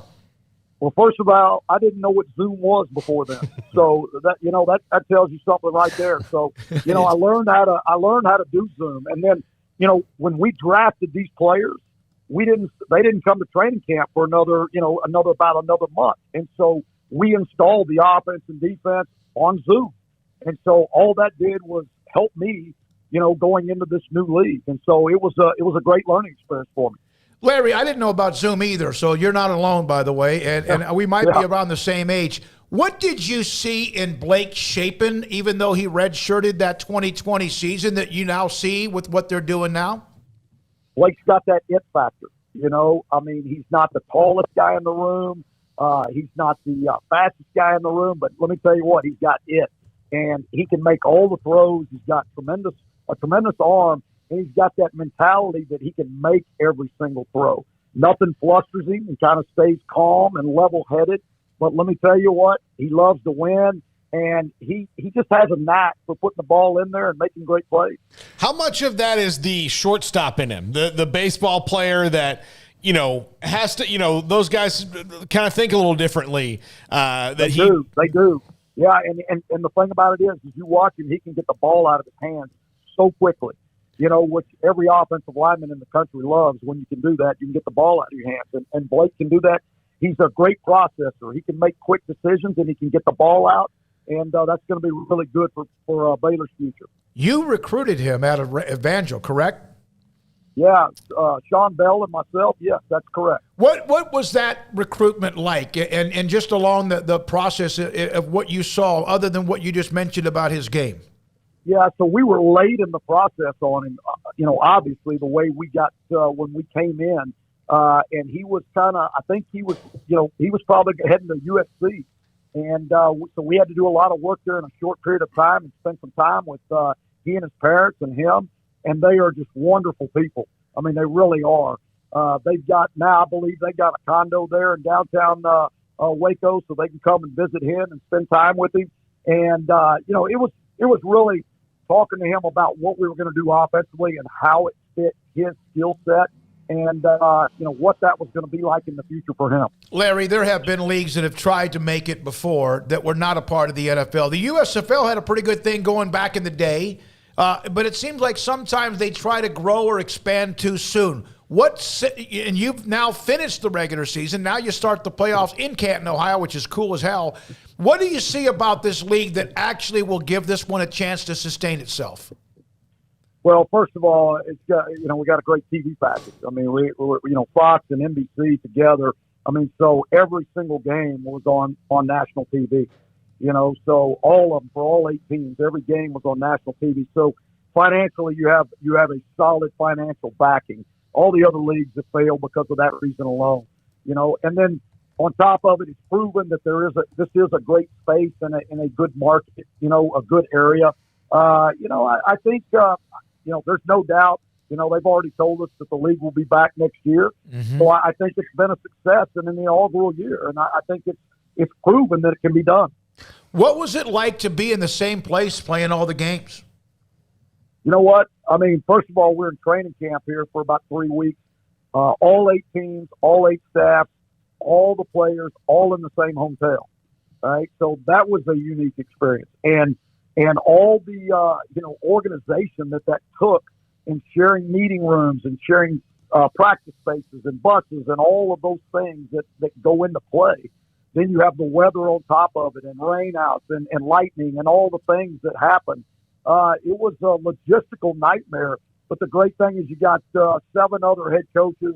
It was a collaboration. Gerald Johnson did a great job of trying to organize things. And so we're gonna, when we check out of this hotel on the 23rd before we go to Canton, I'll have been in the same hotel room for 100 days. So that's been kind of wild. 100 days. 100 days. Yeah, that's almost like what the NBA did when they had the bubble down in Florida during the you drafted Larry Rose. I don't think he made the roster. I could be wrong. He's from Fairfield High School. Great player. We loved him at New Mexico State. Okay. That's great. Larry's still with us. Tell me, Larry's done a great job for us. He hasn't played probably as much as he would like. We've got some pretty dang good running backs, but Larry's been there right with us the whole way and done a heck of a job. I mean, he's my guy that I count on for a lot of things. I'll tell you that, because I can put him all over the field. He plays on every special team. He knows what to do in every situation.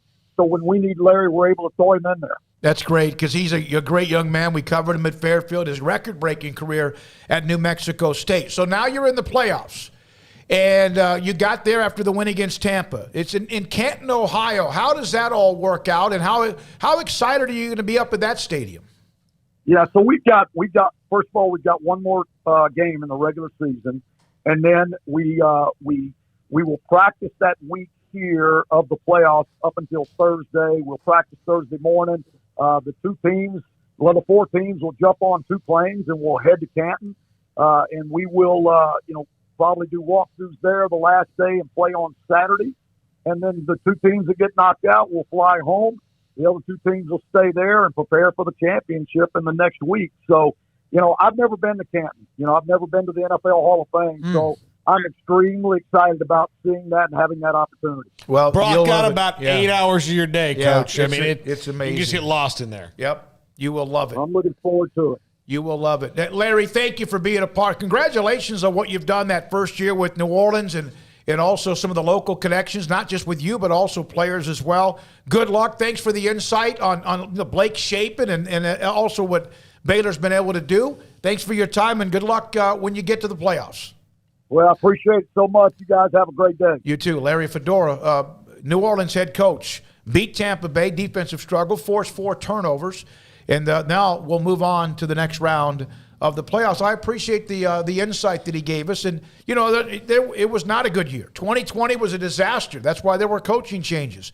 2020 was awful. The offense was terrible, but I loved how he handled it and loved the fact he's moved on, but also the recruitment of Blake Shapen and what he saw when he did recruit him out of Evangel High School. Said if he wouldn't have been at Baylor, he might have been at USC, which is an interesting nugget as well. Well, that was kind of, I don't know if it was known he was going to be at USC, but that was the other school. Like, that was the other offer that he had. So, yeah, he was going to end up there if not at Baylor. And safe to say Louisiana and Waco are a little bit closer to home than Louisiana to Los Angeles. So maybe that played into their favor, but it would have been interesting if he had gone out there and then the whole Caleb Williams thing happens as well, So it worked out well for Blake in the end. And, good to hear Coach Fedora. You never really know when they have a year like they had how that's going to, translate for somebody. But when you've been in the game as long as he has and has as many skins on the wall and jobs that he's had and all that, it's a coach's life, right? That's just what they do. They have good years, bad years. Sometimes bad years lead to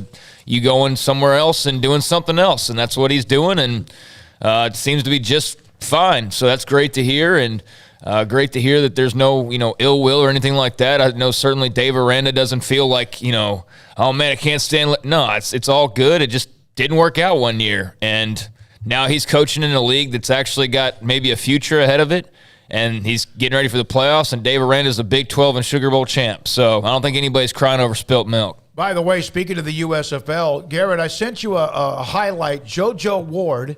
You don't have that one? Okay, I thought I sent it to you. JoJo Ward, who played at Midway High School, went to Tyler Junior College. Then he ended up Hawaii, and he's been bouncing around professionally. He is now with the Houston Gamblers. He almost returned a kickoff for a touchdown in that game. In fact, the highlight was that he got tripped up. It would have been about a 95 or 100-yard kickoff return. Another local player. There's a bunch of guys at Baylor that were at training camp. Some of them made it. Some of them did not. But JoJo Ward's having a pretty good run with the Gamblers. Houston Gamblers of the USFL. At 4:45, Barbara Teague, her son Maceo was a part of that Baylor National Championship. Over the weekend, she was a part of the Baylor alumni by choice. She's incredibly positive and always loves promoting Baylor. We'll have her on. And then it's been an interesting day on the PGA Tour. Well, the U.S. Open's not attached to the PGA Tour, but it's a part of its schedule. Phil Mickelson had a press conference today, and this is from one of the writers, Riggs Barstool. Phil Mickelson's worst press conference I can ever remember. He looked uncomfortable, sounded defensive, said basically nothing. He looked like an extremely embarrassed guy trying not to seem embarrassed. Yikes. Well, when I saw him doing the whole Hollywood Hogan NWO look last week at that tournament, I just felt like a dude going through a midlife crisis. The all black with the stubble and I know that's just a look in general, but go look up Hollywood Hogan in the start of the NWO, and it's exactly that look. Yep. It's almost like, yeah, I'm the bad boy now kind of a deal. And look, I said something last week of, America can't really point at other countries and go oh my gosh, y'all are so bad. How dare y'all? Because we have our own issues, but we'd like to just push that to the side no, we don't. Even though we create as many problems for other countries as anybody out there. So I love this country, and I think it's great. And, I do think there's a little bit of a double standard, though, sometimes when we talk to America. But for Phil Mickelson, I wonder when it hits for him of what all he's really done, as far as this whole setup to the league and the money and his comments and everything like that. So, I can't say that everybody who joins this league because Saudi Arabia had a hand, or some Saudi Arabians had a hand in 9/11, all these people are evil like that. But there's some really just bad juju, it feels like, with this thing, and what a lot of people have called basically whitewashing, going on, and these guys just taking their money, and so what? I do wonder how many of those guys, as big as their bank accounts might be, don't look in the mirror at some point. They're kind of tracking this thing and go did I really need all that extra money to do all of this stuff? Was it really worth it, Phil? Was it really? I don't know that it will be, but we'll see. And look, we can moral equivalency out the countries that are bad across the world, exactly. and where, who falls on what spectrum. Saudi Arabia's got, some really bad stuff that's happened very recently that we know of. But the other thing about it is, the thing that makes me even another level of shaky about this league is, last week, Alan Shipnuck, the reporter who initially factually reported Phil's comments that he did not tell him were off the record and weren't off the record, and kind of started open the door to oh my gosh, this controversy about the Saudis involved in the LIV golf league.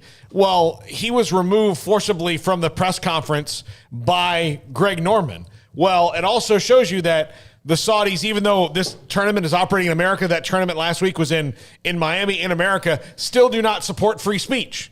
And Greg Norman is a part of that. And lied about it. So, again, you've got someone who is exercising, that's not even free speech, that's freedom of the press, his right to freedom of the press in a country that we have freedom of the press, and is removed from it because the LIV Golf League didn't like that Alan Shipnuck shed a bad light on them. So that tells you where you are with this league, that they're so afraid of anybody saying anything negative about them that they'll remove them from a press conference. Oh, yeah. Just I think that there's just some real bad juju that's kind of attached to this thing, and I know there's some people that are excited because it's a brand new league, but when I just start thinking about Mickelson and just the money, the money's outrageous, there's no doubt about it, but at what point, and it's great for players who weren't going to make that type of money, but I don't know, I think Phil Mickelson's done way more harm than good to his reputation with this. I'm not sure about how this league plays out ultimately, but yeah, I get a weird vibe from him. Got a couple of texts on it as well, and we'll get to those. But one of the things that, under normal circumstances, this week for Phil Mickelson would have been all about the fact that he would have can achieve the career Grand Slam. Remember, he won the PGA Championship a year ago. And the U.S. Open has always been one that just for him has not been good news. And so there wasn't one golf question. 22 to 25 questions, not one golf question. Some of them were the same questions. Some of them were about LIV. Some of them were about the PGA Tour. Some of them were about Saudi Arabia. And he looked. One thing that Phil Mickelson has always been able to do in any kind of press conference setting any kind of press conference setting, at least he did one. He didn't have to, was he could always smooth and kind of give you that little shy look and kind of be, control the press conference. And today he wasn't able to do that, but he did it.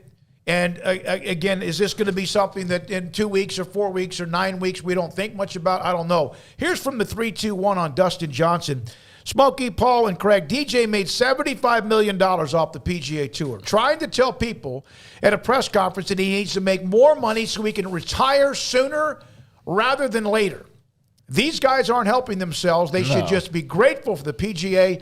Stop trying to say something different, but I respect the PGA and move on. There are teachers that are just trying to work their 25th year so they can get their Dude, this is such BS when we think about this, you're telling man. me $75 million, you can retire right now. Dustin Johnson, if you made $75 million, if you feel you can't retire right now, then you're not going to be able to retire ever.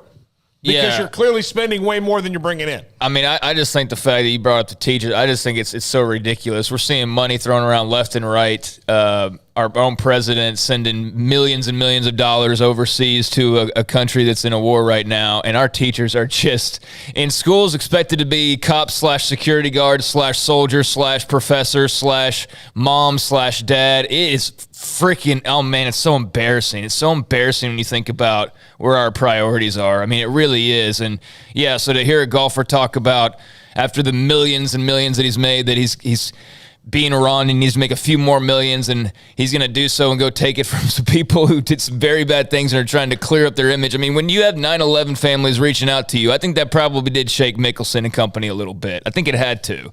And so I guess you just look in the mirror ultimately and decide, money's everything, and that's what a lot of these guys did. And I know they also have legitimate beefs with the PGA and whatnot, but I just think the way this has gone about and the image they're trying to portray and what it feels weird. Feels weird. So that was today. We will hear from Micah Fugit, who's from the Waco area. He's a PGA Tour caddy, has been. Billy Horschel, he's Doug Gim. And now with David Lingmerth, he's a caddy for this week at the U.S. Open in Brookline. He'll join us at around 5:10. And, get his perspective of what's it been like today. He was at a practice round with his golfer Lingmerth today, and he said it was slow, because players will drop down 3 or 4 balls at a certain part of the green and putt and whatever else. But he will join us from Brookline, the U.S. Open today at around 5:10 or so. So we'll get to that as well. One note on the USFL. And I have to be honest, I have not watched probably more than 5 minutes of it. And if it just happened to be on a channel that I turn to, then I've seen a little bit of it. Philadelphia, New Jersey, then New Orleans and Birmingham will be the semifinals on the 25th at Tom Benson Stadium, the Hall of Fame Stadium in Canton. Singing in between the games will be Trace Adkins. I bring that up because I don't know if you saw this note or not, but Toby Keith, a great superstar country music star, announced that he has been going through treatment, radiation, chemotherapy for the past several months because of stomach cancer. Oh, man. I need time to breathe, time to recover and relax. Looking forward to spending this time, but I will see the fans sooner or later. I can't wait. That's 2 big ones going through a lot of health problems. Alan Jackson is essentially retired because he's not essentially, he's retired now because he has a nerve condition and he can't play anymore. And Toby Keith, hopefully to see him back. I like Toby Keith. The Toby Keith Foundation provides support to children with cancer. Has done that since 2006. 2014, Foundation opened OK Kids Corral, providing free housing to families of children receiving cancer treatment in Oklahoma City. It was actually very nice to me one day at Floyd Casey Stadium. Toby Keith was there at an OU Baylor game, and I was the roving reporter on the pregame show. And I can tell you, he was much friendlier than Jim Ross, who did not want to do an interview with me. Toby Keith didn't do an interview with me, was so nice about it, and asked me where to walk in the stadium. And I said, well, I'm going in to that entrance in like 2 minutes anyway, and walked in, was very friendly to me. So, I mean, he wouldn't remember me from Adam, but he was very friendly, and I've always appreciated that. All right. When we come back, we'll read some of your text and chat and much more. At 4:45, Barbara Teague, who was announced alumni by choice over the weekend. Also, the PGA Tour caddy, as I mentioned, at 5:15. David Helman on the Cowboys at 5:30. Paul's Top 5. We're not done. Sick'em, 365 Radio, 365 Sports. IdealMRI.com can help you save a ton of money and also Make sure you find out what is bothering you so much when you run or even when you try to sleep or just every day you can't function very well because something's torn. Something's maybe shredded. Maybe it's a ligament. Maybe it's a muscle. Maybe it's something else as well. My brothers have gone through some prostate cancer issues, two of them. My oldest brother, Robert and Michael. Saw them just a weekend ago in Florida. So I was mentioning that to Dr. Rob Maxey.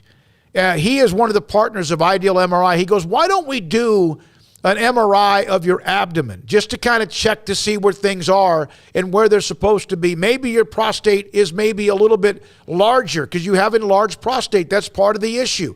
I did the MRI, and I got to tell you something. Even though my brother Robert had done a genetic test and there was no genetics to what's happening with his prostate, my second oldest brother got it as well. So I did the MRI, and nothing wrong with that. It was clean, and that's great news. So don't forget that as well. If, in fact, as you get older, you start to deal or have concerns with prostate cancer, because that can help maybe give you a head start if there's an issue. But if it's a muscle, a ligament, your shoulder, your knee, wherever it is, they can find it because they have a state-of-the-art technology machine inside their facility in the Central Texas marketplace, and $497 or less every single time at idealmri.com. Jeep Freedom Days are going on now at Allen Samuels in Waco. The new 2022 impressive Wagoneer Series 2 and 3 have 2.9% for 72 months, plus $4,000 competitive bonus cash. That's right, and $4,000 bonus cash. This incentive on the new 2022 Wagoneers for a limited time only at Allen Samuels in Waco. First responders get $500 extra cash. Come shop the huge new car and truck inventory today at Allen Samuels in Waco. Come by, let's be friends. How did Edward Jones become one of the biggest financial service companies in the world? By not acting that way. Financial strategies, one-on-one advice, it's a big difference. And that's why Brad Wilson, your Edward Jones financial advisor, makes sense of investing. Experience the difference for yourself. Brad Wilson, 250 Sharon Drive in Woodway, 254-776-4337. Edward Jones, member SIPC. From the first workout to the last practice, sports is an incredible challenge. Hi, this is Dan Engel with the First National Bank of Central Texas, and we're proud to support each athlete, every parent, and our educators. From families, small businesses, to the biggest industry, we're here to help. With remarkable products like instant issue debit cards free at all of our banking centers, we've got banking ideas that fuel big dreams. The First National Bank of Central Texas, familiar faces making local decisions. Member FDIC, equal housing lender. Shorty's Pizza Shack at 12th and Bagby is a homegrown, family-owned and operated must-visit pizza place in Waco. Fantastic pizza by the slice or get the whole pie to share. Great happy hour specials every single day, and it's not just pizza. Great wings. You have to try the Sikkim sauce, chili cheese fries, pizza pillows, and more. Dine in for a great hangout or carry out. Order online at shortyspizzashack.com or do yourself a favor and bring your crew to the restaurant at 12th and Bagby. Shorty's Pizza Shack. Tell them Paul sent you by.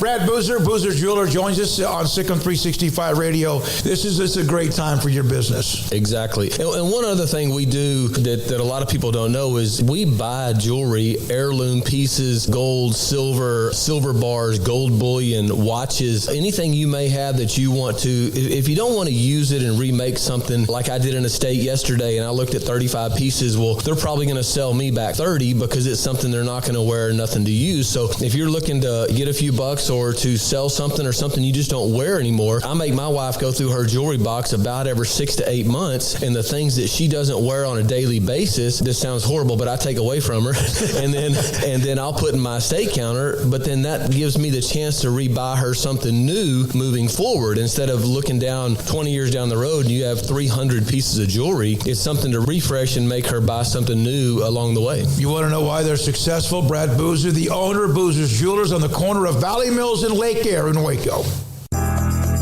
Riverbend Liquor and Wine, Lakeshore Drive and North 19th Street, right behind the bank, is a hidden gem in Waco. If you're a fan of bourbon, especially local Texas bourbons, that's where you gotta go. Balcones, TX, Devil's River, whatever it is, they've got it. Riverbend Liquor and Wine, plus the best selection of craft beers in Waco, seasonally churned out throughout the year, whether it's spring, summer, fall, or winter. Riverbend Liquor and Wine, best selection of craft beers, a speedy drive-through window, and excellent customer service. Find out more on Instagram or just go by and see them. Lakeshore Drive at North 19th Street behind the bank.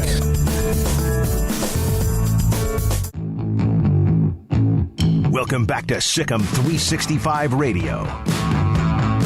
Are you a Sikkim 365 super fan? Then try out our premium subscriptions at Sikkim365.com. All right, we have not been able to dig into the chat room. But a lot of it is still about incoming teams for the Big 12 and those who are already, we know, will be around, for example, in about a year. There seems to be a little bit of a feeling that Oklahoma State and Baylor are well positioned for, once things do change, for being the carry baton, the success. And then, of course, there's others that feel like Houston and Cincinnati will be a part of it right away. We don't know.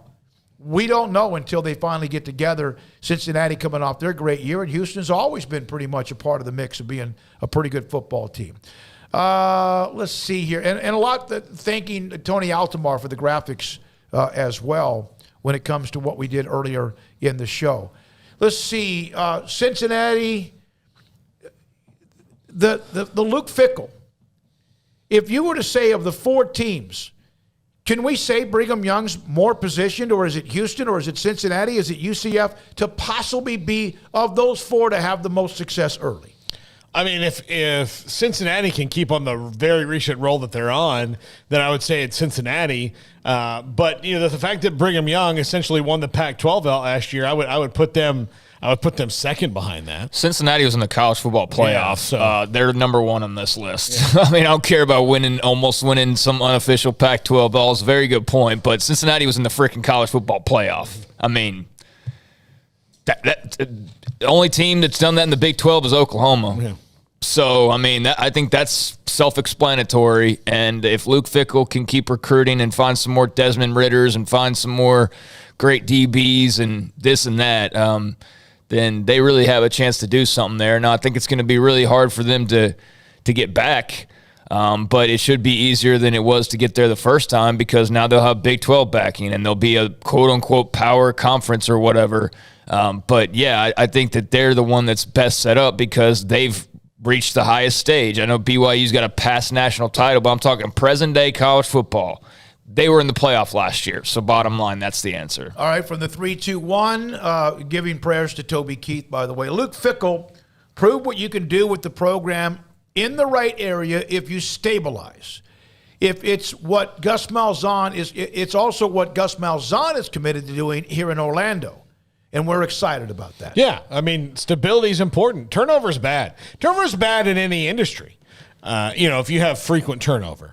The teams that win are the ones that are the most consistent, and Luke Fickell's provided that in Cincinnati, and hopefully Gus Malzahn can do that in UCF, because they've had little blips of being really, really good, if not dominant at times, and owning that league, and claiming kind of a faux national title a couple years ago because they were the undefeated team in the country. But if they could have the same guy for more than 4 or 5 years, that would be great for them. That'd be great for anybody. Yeah, that's the problem, though, with the fact of college athletics when you're not a blue blood. Your guy gets really good, and unless it's a Kirk Ferentz situation, and I know Iowa's got history, so they're not exactly like a semi non-Power 5 team or whatever, but even the teams that are in Power 5s, if you're not one of like the top half, then you're always in danger of losing your coach to somebody who's a little bit bigger than you. And then we always are in awe about how did the school with the most money and the most everything and the most everything and the most everything else and the biggest fan bases and the ability to go just grab a coach from the school where he's been, man, how did they do it? It's like, I don't know, because they had every built-in advantage. And so, yeah, when you see, a guy at Cincinnati is doing well, it's automatic. You think that Ohio State's going to come calling, or Michigan's going to come calling, or some other school's going to come calling. So what it will take is the Luke Fickles actually sticking out and seeing what the answer to that question is what can you build when you stay somewhere like that and really build it, and you don't go chasing the big job, or a Dave Aranda staying in Waco and not doing what Matt Rule did. You know, like what could have Matt Rule have done? I don't know. We'll never know, and we never will know. But right now we can still play with the idea of, man, what would Dave Aranda be able to do if he actually stood in there and made good money at Baylor and all that, but didn't chase the couple extra million or the SEC or the whatever and tried to really build this thing? And Luke Fickle did that, and Kalani Sitake did that. And Dana Holgerson, I know it's a little different. He's been around, but he does that at Houston and doesn't go chase the Oklahoma job the first moment it comes open. That's how we could see something build up. But outside of that, it's really hard because those guys get picked away, and then they go become the next dude at Mississippi State or whatever. You know. One thing about Aranda, though, at least in the first wave, he does. Again, others have said they're excited about where they are as well, but he does seem to be a different bird. You know, it doesn't mean that won't be another big boy school that comes after him if they do well again. Well, I have a question for him. At Media Days, is you obviously got a lot more attention last year. Did you enjoy it? I bet. I mean, guarantee you that would be a great question. I mean, because he definitely got a lot more attention. There were many more articles written about him. There were many more interviews. There was a much bigger spotlight. And you would think ultimately that he's not somebody that really enjoyed that all that much. But you know, pride and vanity and all that's a hell of a thing, you know? And so I'm not saying that Dave Aranda anyways, like all of a sudden, like, man, put me on TMZ. Like, I love this attention, but I do wonder, like, how much he did or did not like it. And I think the less that he likes it, the more that he's probably destined to stay at Baylor for a while because he doesn't have to worry about it. And look, I'll give you a basketball example of why I think things are changing a bit in college basketball that had this kind of thing for a while, that if you won an NCAA tournament team at Belmont, you could get the job at Memphis just like that if they were open. I think that's changed because I think coaches are staying and waiting for their opportunity to jump a little bit longer. And look, in college, I'll give you the example of Billy Clyde Gillespie. Billy Gillespie was at A&M. They had some of their best seasons ever, and he was a Texas guy coaching a team in Texas, and it was working. And then he got offered the Kentucky job. It was not a fit for either of them. Neither of them really looked deeper than, oh, he's winning at Texas A&M, he can win at Kentucky. Because at Kentucky, all you have to do is call up a guy and go, basketball, and he'll say, yay! And that's not really how it was. And look, John Calipari's only won once there, one title there, and he's been close a couple other times, but it's hard to win everywhere. So the grass isn't always greener. And then you look here at Baylor and other places. Look, Rick Barnes has had 2 jobs. He's been at Texas, he's been at Tennessee. You know, he's stayed and been steady. Scott Drew's had that one job, big job here at Baylor. Mike Gundy. I mean, it works if you can stay and be consistent, because no matter if you are like the Nick Sabans of the world that win every national title, Nick Saban's the outlier. If you can just be good and consistently good for a while, and then when you get that special group of players, you can strike, then that's what's going to help you win more often. I wonder about, some are driven by different ways of winning, but at least it does to me, and it's not because I like the underdogs. I have a team that I like that's a blue blood, although they haven't been one in a while. How much more satisfying would it be to win at a place that perhaps people are always trying to get you to leave, or to go somewhere that's a big boy school, bigger, better, faster, stronger, larger fan base, much more attention, and win there? To me, and maybe I'm wrong here, it would be incredibly satisfying to win at Cincinnati and sustain it, or at Baylor, or at TCU, or in Oklahoma State.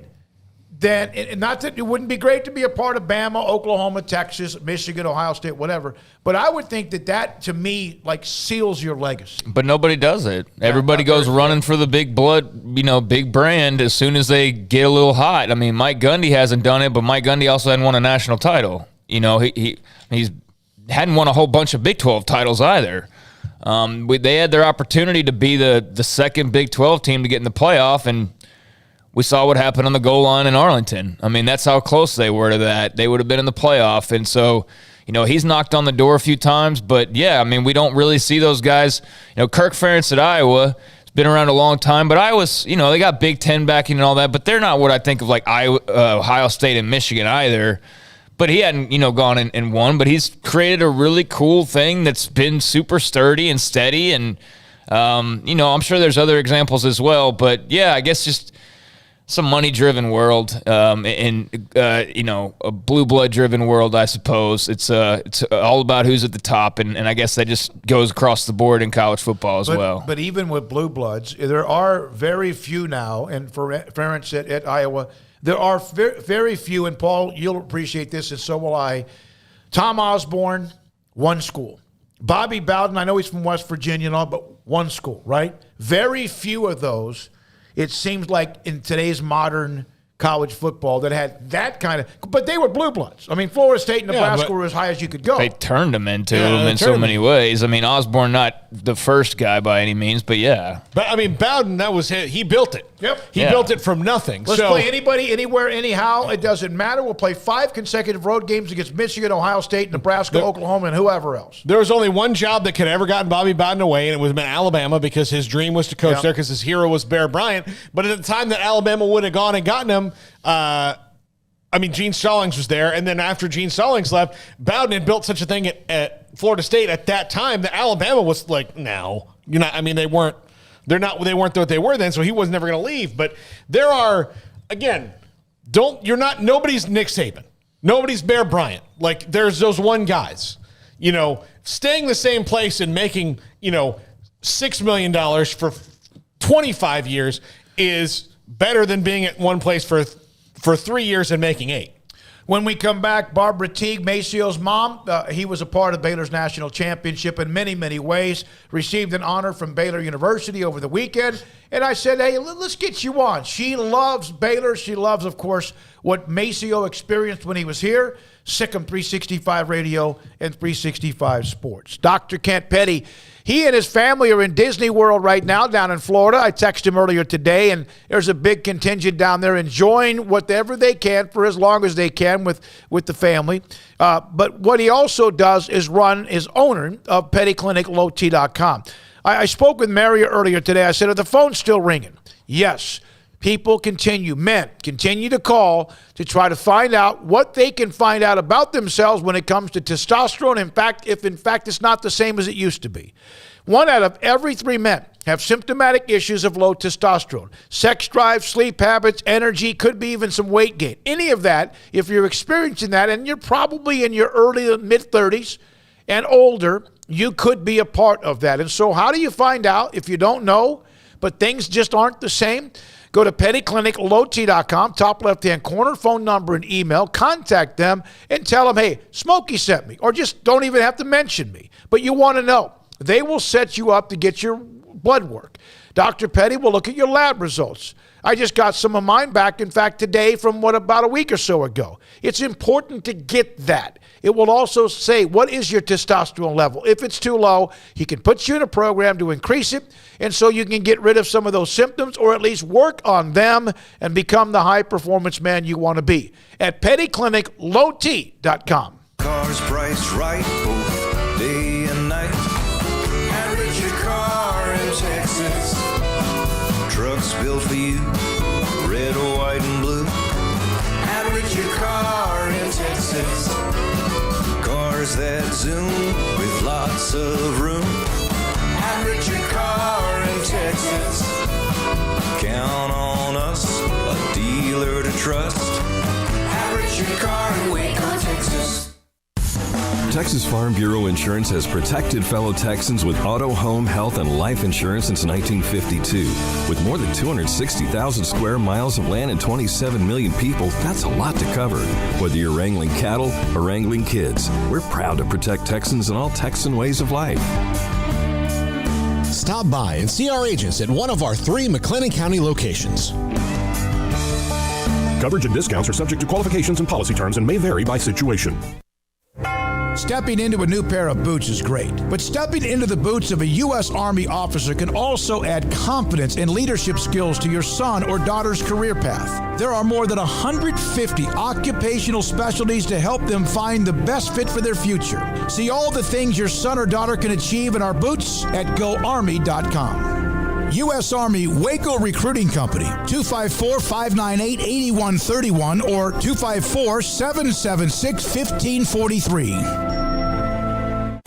At Ideal MRI, we feel blessed to be part of the Waco community. We're a small family business here in Central Texas. At times like this, the cost of healthcare has never been more important. And unfortunately, significant illnesses and injuries still occur. And that's why Ideal MRI is open and here to serve you through this difficult time. So if you need an MRI, ask your doctor about Ideal MRI. You can schedule online in minutes at idealmri.com or call 833-IDEAL-MRI. It's plain and simple. Waco Custom Marketplace is the one-stop shop for what you need for tailgating, from charcoal, cold beer, and wine. And, of course, customize your order with brisket, tri-tip, sausage, wings, smoked pork tenderloin, country-style or pork spare ribs, marinated beef and chicken fajita meat, ground beef and chili, meat, hot dogs, and burgers, buns, seasoning, sauces, chips. There's fresh baked bread and kolaches every day, breakfast sausage links. And you can also customize your favorite cut of steaks from Select, Choice, or Prime, bacon wrap fillets, ribeyes, New York strip, sirloin, T-bone, and porterhouse. Full service butcher shop includes pork, poultry, beef, chicken, and seafood, serving Waco restaurants and families since 1940. Your one-stop shop for beef, pork, poultry, and seafood needs. Waco Custom Marketplace, 425 Lake Air Drive, or WacoCustomMarketplace.com.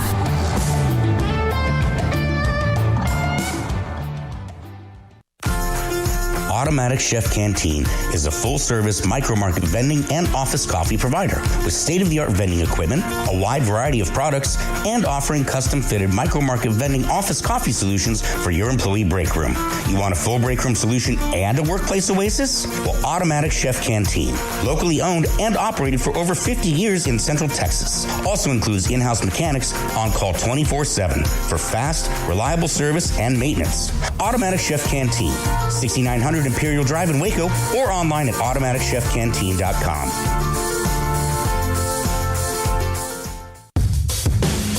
Welcome back to Sikkim 365 Radio. Have you subscribed to our YouTube channel? Search 365 Sports on YouTube. One quick high school football note. Philip Gibson of Connolly High School in Waco is now the new head coach, or should be. By the end of the night, his name will be recommended to Frost High School, now in near Corsicana. We are now joined by Barbara Brooks Teague. If you don't know her, you haven't been paying attention. She, of course, are the mother of Maceo Teague of the national championship Baylor basketball team. And Barbara joins us, Paul, Craig, and David on Sikkim 365 Radio. Baylor alumni by choice recipient. When did all this start? When did you find out about it? What does it mean to you? Oh my gosh. Hi, everyone. Actually, Terry Lane Pittman, she sent me she DM'd me back February. And I looked at it and said, oh, that's really nice. And that's all I said. If I can remember the conversation correctly, she said, no, I'm going to nominate you. And I'm like, are you kidding me? And so I went back and read it again, and, tears fell and all that good stuff. So I just thought it was very special. So that's when it all started back in February. Sometimes it's probably hard for parents to kind of go full tilt, especially in today's, college athletics with the university, knowing that, Maceo was, he was to transfer himself. But what about Maceo's experience here and your experience here that made you go so full tilt into being, such a big Baylor supporter? It's just, honestly, people will hear, it's the cliche, it's the culture of joy, and it is. And I was there over the weekend, and it's always the same. Everyone is so nice and so warm and just loving, and you can feel the spirit, and you really can, of the Lord and the joy. And I really like that. I really love the relationship that we had with the coaches. And they made sure that we were okay when we came in, and if we needed anything, as far as, and of course it was all above the table as far as our well-being. You clarify that, and just taking care of Maceo, because that was one of my concerns, if you will, because he was over 1,000 miles away, and it wasn't about us being able to watch the games. It was, he comes from a family environment, and we wanted that for Maceo, and he definitely found that there at Baylor. Yeah, you have been incredibly vocal with what you say on Twitter about the university, about the memories, about obviously Maceo being a part of that. Maceo is one of them. There's a lot of men's basketball players that we just enjoyed, so like adored them in a lot of different ways. And what did Baylor mean to him? Oh, it meant a lot. He's even there. You know what I'm saying? He came back to even work out throughout the summer. So it means a lot to him. I mean, he got a degree from a prestigious university. The people welcomed him. Just everything. The whole gamut is the way we live, if you will. So what he left from in Ohio, he found it there at Baylor. Barbara Brooks Teague is with us, Sikkim 365 Radio, 365 Sports. So when you received the honor, what kind of did you get wined and dined all day? What was that kind of like? No, actually, oh my gosh, the last time I really had flown in and out like that, it was back probably COVID, and it was a terrible experience. I didn't really get to the hotel until 2:15 a.m.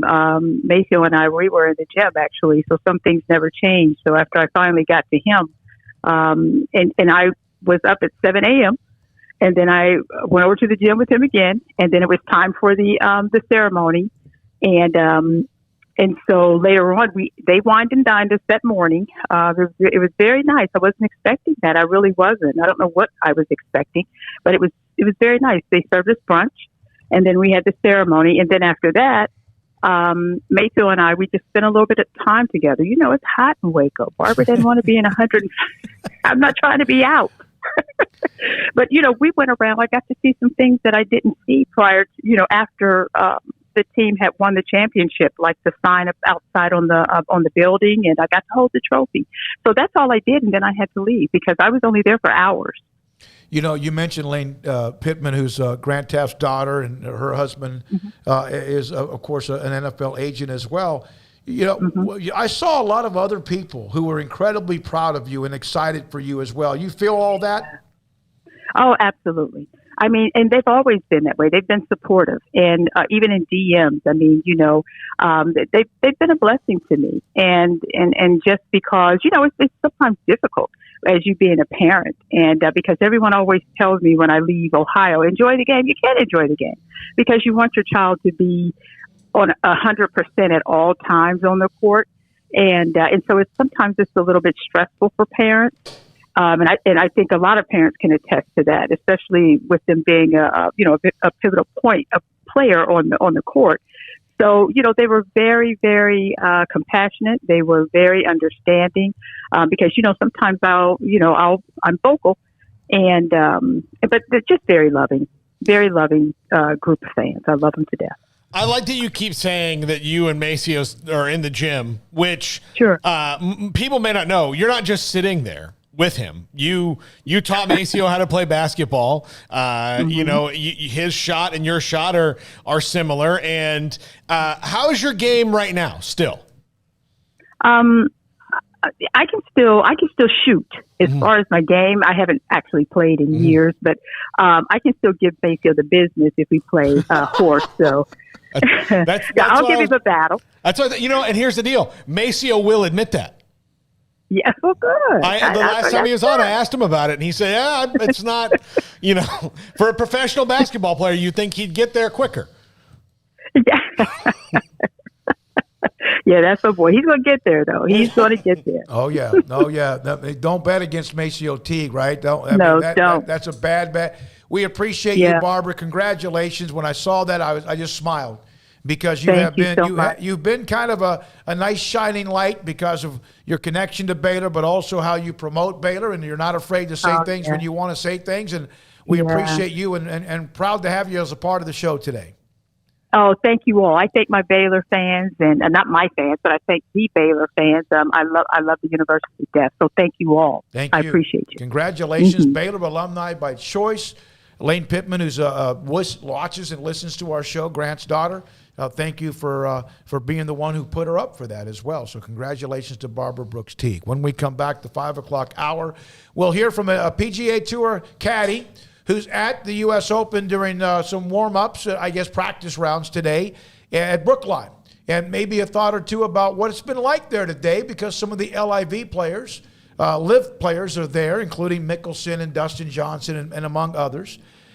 David Helman will join us at 5:30 on the Cowboys Pulse Top 5 in less than an hour in Sikkim 365 Radio and 365 Sports.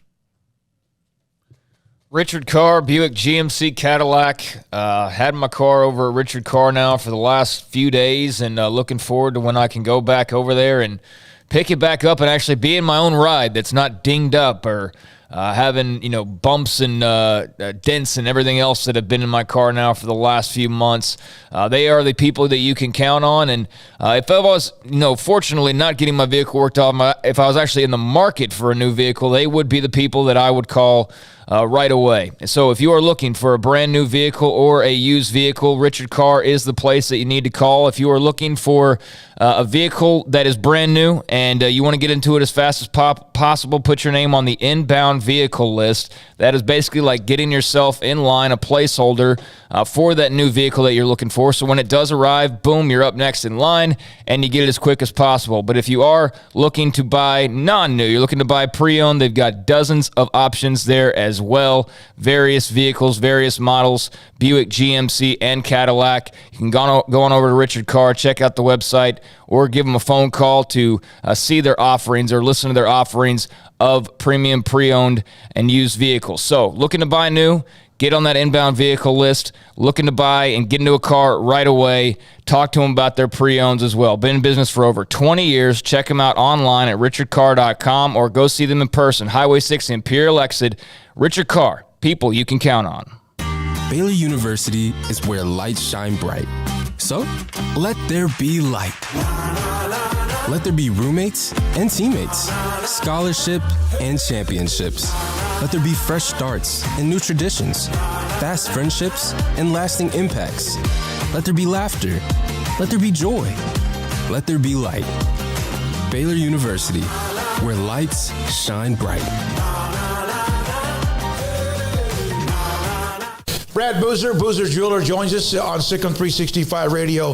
I've seen people walk in there. First of all, you have so much to show, whether necklaces, bracelets, rings. You have the watches. You have numerous great watches as well. You really have pretty much everything, don't you, when it comes to jewelry? That's correct. Kind of a one-stop shop and all. And the fact that we have the 2 jewelers on staff, the repairs we can do, the fixing of your jewelry, and the remaking of any jewelry has really set us apart from anybody else. You want to know why they're successful? Brad Boozer, the owner of Boozer's Jewelers on the corner of Valley Mills and Lake Air in Waco. With so many companies and policies out there, it gets so confusing shopping for insurance, and I never know if I'm getting the policy that's right for me. Luckily, I met the team at the Niche Group Insurance Agency. With the Niche Group, you can go to one company and get access to coverage options from many insurance carriers, and you get to speak to a real person about your specific coverage needs. With the Niche Group, I know I'm getting the right coverage at the right price. If you need insurance, talk to the experts at the Niche Group at 1-800-258-8302. Baylor Scott and White, Southwest Sports Medicine and Orthopedics. The team physicians for Baylor Athletics, diagnosing and treating all sports-related injuries, including concussions. These specialists also provide orthopedic services for athletes and non-athletes alike, whether it's knee or shoulder pain, hand or wrist injury, orthopedic spine care, and even an arthritis and total joint clinic. Trust the doctors Baylor Athletics trusts. Baylor Scott and White, Southwest Sports Medicine and Orthopedics wants to get you back in the game.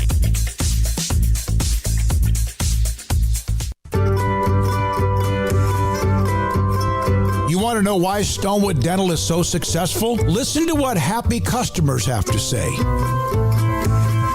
It's pleasant. It's different than any other dentist office. I really feel like they care. And it's not that you're here for 2 hours waiting on someone to take care of you. It's quick and easy, and I bring my kids, and my kids love being here too. They really love the treasure box.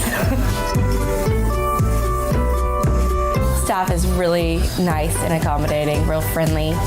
You feel more like home. It's not sterile looking. Everybody has their own personalized rooms with decorations and decor, and they'll even have a blanket for you when it's cold.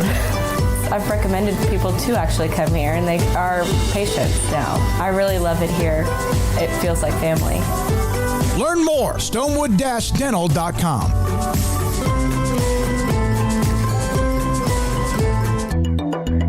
It takes time to reach goals. It's a truth that applies to more than sports. It goes for your financial goals as well. You work hard for your money, and you deserve an investment strategy that lines up with your game plan. And Tom Albers, your Edward Jones financial advisor, can help. If your financial investments aren't putting forth the effort you desire, stop by today for a financial review. Tom Albers, 4301 Lakeshore Drive, 254-776-7605. Edward Jones, member SIPC. Welcome back to Sikkim 365 Radio. Corral on 2nd and 15 as they're chopping down on his legs, and then they take him down high as well. Ika finished it. The 5 o'clock hour is sponsored by Edward Jones Investments with financial advisor Tom Albers, staying in touch with you and your money through these difficult and changing times. Edward Jones, making sense of investing. Now here's David Smoak, Paul Catalina, and Craig Smoak.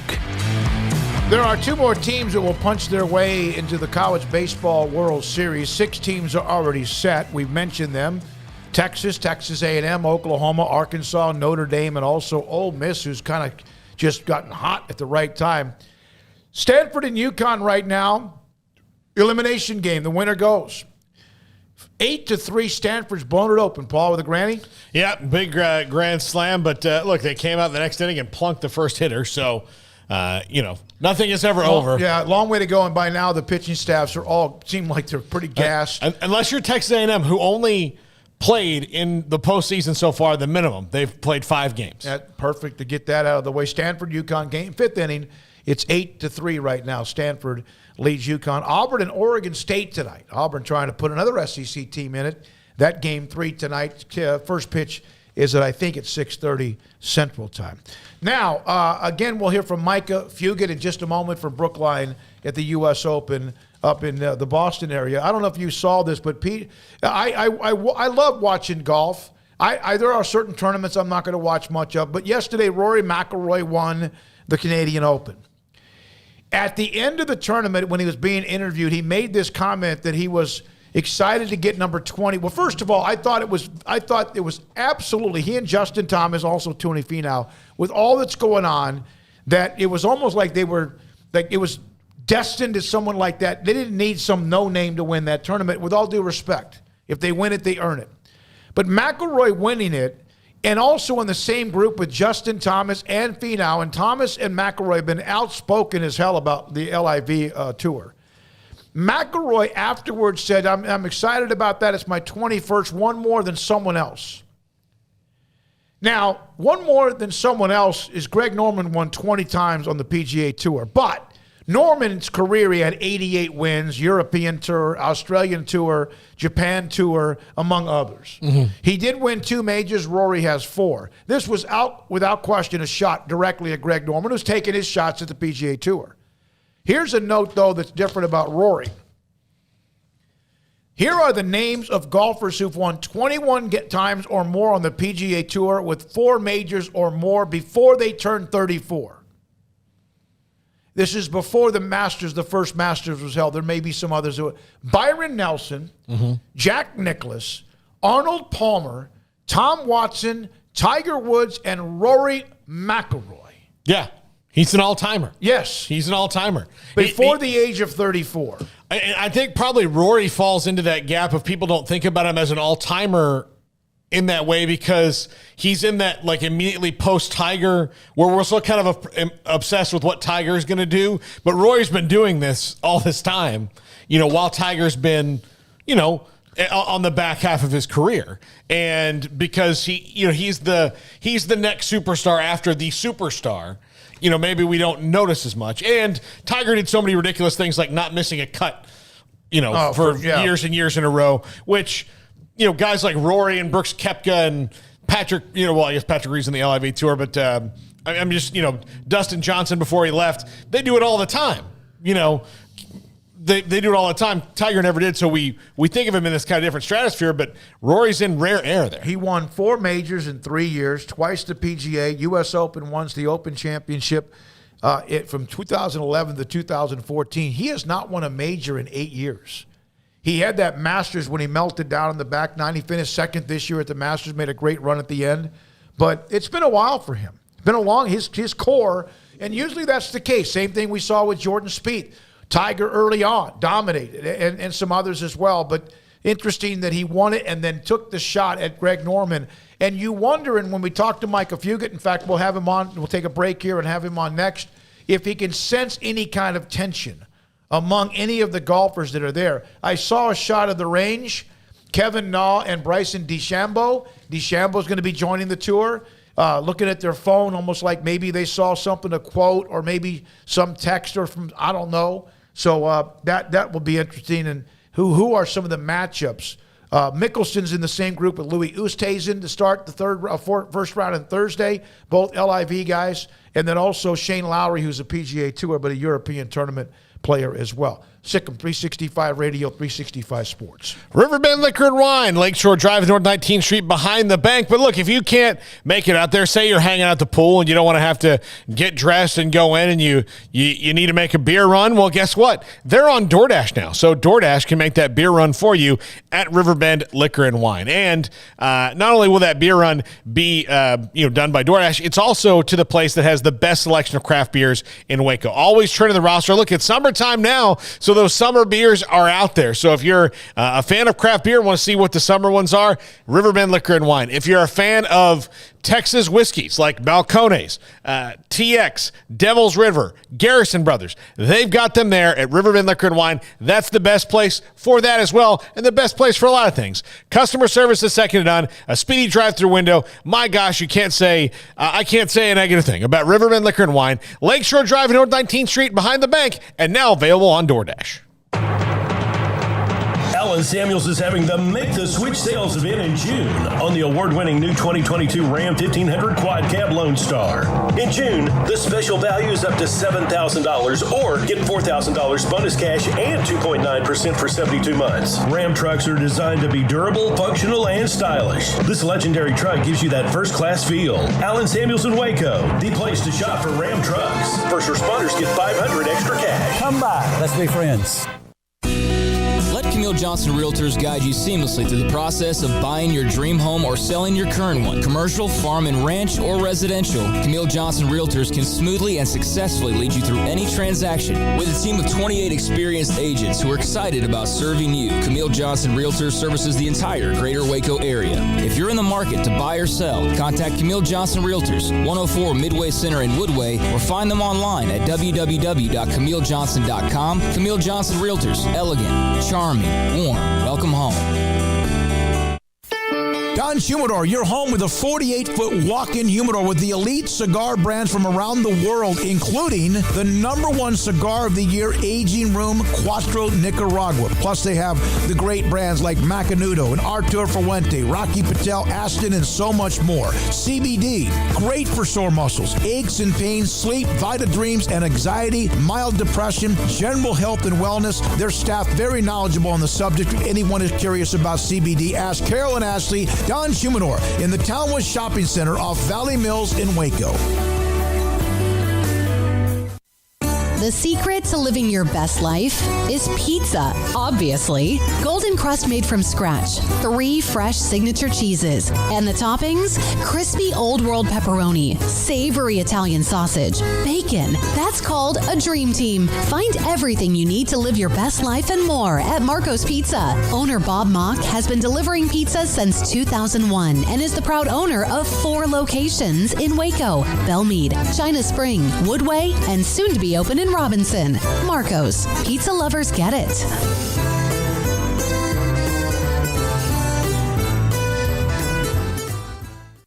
Did you know that 1 out of every 4 men have symptomatic low levels of testosterone and don't even know it? And if you think you're too young to worry about it, guess again. Low T levels can make you feel tired and grumpy, cause weight gain, and wreak havoc on your sexual desire and performance. Petty Clinic Low T can set up same-day blood screening and results, so if you're tired of being tired, I challenge you to man up and Google search Low T Waco or go online, pettycliniclowt.com. It's a private clinic with an atmosphere catering to men. Affordable, only $150 a month, includes lab lab work, office consultation, testosterone injections, follow-up visits compared to $395 a month in Dallas or Austin, and you don't have to fight the traffic. Petty Clinic Low T as board-certified physician consultations will provide the best form of brand-strength testosterone available. Contact Petty Clinic Low T today. Just off Highway 84 and Old Hewitt Drive in Woodway, Petty Clinic Low T, helping men become the high-performance men they deserve to be. PettyClinicLowT.com or Google search Low T Waco. Welcome back to Sikkim 365 Radio. Throws it down the field. It's caught at the 10, and this game is over. The Cowboys win it. C.D. Lamb. It's time for our weekly segment with David Helman of DallasCowboys.com. Well, it's not David Helman. That's the next segment. We're now joined by PGA Tour caddy Micah Fugit, who joins us on Sikkim 365 Radio and 365 Sports. He's at Brookline. The U.S. Open is there. What a week it is. Micah, thanks for your time. You had a practice round today with your golfer, Lingmerth. What was it like out there today? And give us an idea of the personality of this great course. Old school, classic golf course. It was amazing how many people were already out there on a Monday. Lots of guys playing golf, lots of fans. The course is in great condition. Heard a lot of good feedback from most of the pros, how good it is, and I think it's going to be a really good challenge for the players this week, and I think it's going to be good to watch on TV. So, Micah, do you feel, is there palpable tension about this LIV tour this week? I mean, is it there, or is it those guys did their thing and then there's the guys who are staying back? There's definitely a lot of tension going on, not so much between the players, but between the tour and probably the USGA with their decision to let the guys play after the PGA Tour had suspended them. But I don't think you're going to see any animosity between the players. I mean, they get it. They're getting thrown a lot of money in their face. It's hard to turn down. There's a lot of guys that are against it, and it's going to be interesting how these next couple months play out. I feel like there's going to be a lot of changes on the PGA Tour because of this, and I have a feeling you're going to start seeing more and more guys jump to the LIV Tour. Micah, you're out there. Did you hear any heckling at all? I mean, I know you're worried about your guy and worried about the walking things off to get ready for the tournament that starts on Thursday, but was there anything of that you saw? No, not at all. Now, come Thursday, that could change. Yeah. I know we did play with a particular pro today, and his one concern was being paired with Phil Mickelson, and I think there's a lot of guys. I mean, it's going to be interesting to see how the fans accept Phil. I think he's the most polarizing of all the players this week because of his comments that were made earlier this year.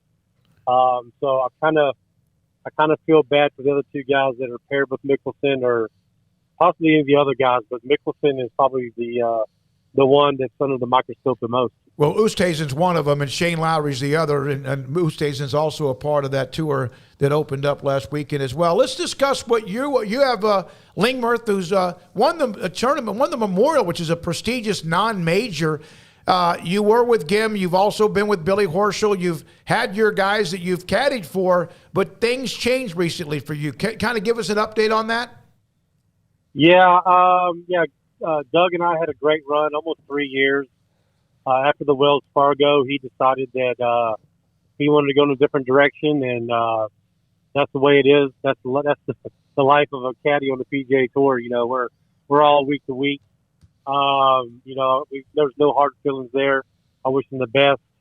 I got a call from Lingmerth asking me to work the Memorial. Of course, he got a sponsor's invite there because he's a past champion. Worked for him there. He ended up getting in the Canadian Open. He asked me to go there. I said, sure. And while we were in Columbus for the Memorial, He actually did the U.S. Open qualifier, and we ended up being the first alternate from that site, which was third overall. And luckily, we ended up getting in the tournament on Saturday. So he's had a good track record at the U.S. Opens. I think he's played 3 U.S. Opens, and he's finished top 25 in all 3 of them. So I'm looking to see him continue that trend. It'd be nice. How long before you can feel comfortable, vice versa, when you have a new pairing? Oh, when I get a new player? Yeah, when you for you to get comfortable understanding him and vice versa, him understanding you. It totally depends on the player. David has been on tour. I don't know. He's been around for about 10 years now. He struggled the last 2 or 3 years with his game. He's kind of coming back in form. He doesn't have full status right now. But for him, we've known each other throughout the years, so it was kind of easy. He's a super nice guy, easy to work for. It just depends on the player. Actually, some players demand more from their caddy. David, he'll ask me the number and what club he should hit, and then he pretty much reads his own putts and whatnot. But it'll take, during a practice round, you kind of get a feel for what their tendencies are, which way they like to shape the ball, how far they hit it. But just kind of depends on the personalities. But David and I have had no issues whatsoever. Yeah, he's got a great track record. 3 times he's played in the Open, 21st, tied for 21st, 12th, tied for 17th as well. You could always, he's an Arkansas kid. You could bring up them being in the College Baseball World Series right now, right?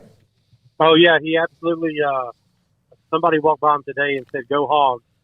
And I looked at him and said, "Did you guys make it to the World Series?" And he said, "Yeah." So he's, he went to the University of Arkansas. He's a diehard Razorback fan.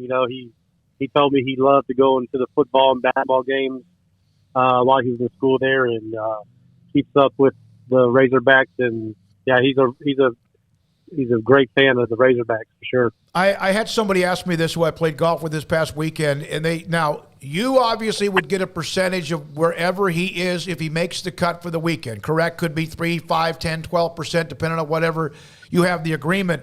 How much do you get to Brookline? Is there a stipend beforehand no matter what? The players actually do get a stipend.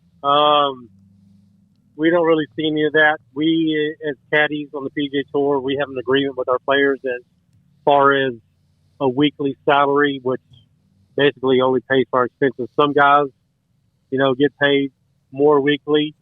But that's basically just to kind of get you from week to week. And the only way we really make our money is if our player makes a cut and get that percentage of the money. Is there also a caddies pool now and has that always been around? Because I didn't know much about that. I read that somewhere that there's a caddies pool. Is there anything with that as well?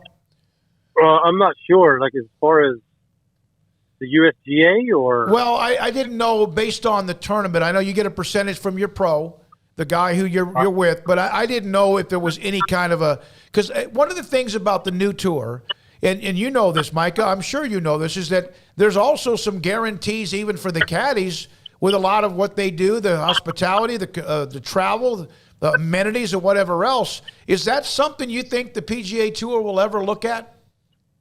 I think they're going to have to. Because as of right now, I know this first event in London, caddies and players and even the coaches, and I don't know how far down the line as far as team members go, but their airfare was taken care of. Hotels put up, free food. I think they had like parties and dinners every night. Transportation is free. On the PGA Tour, even the players are out of pocket. The players are responsible for, their airfare.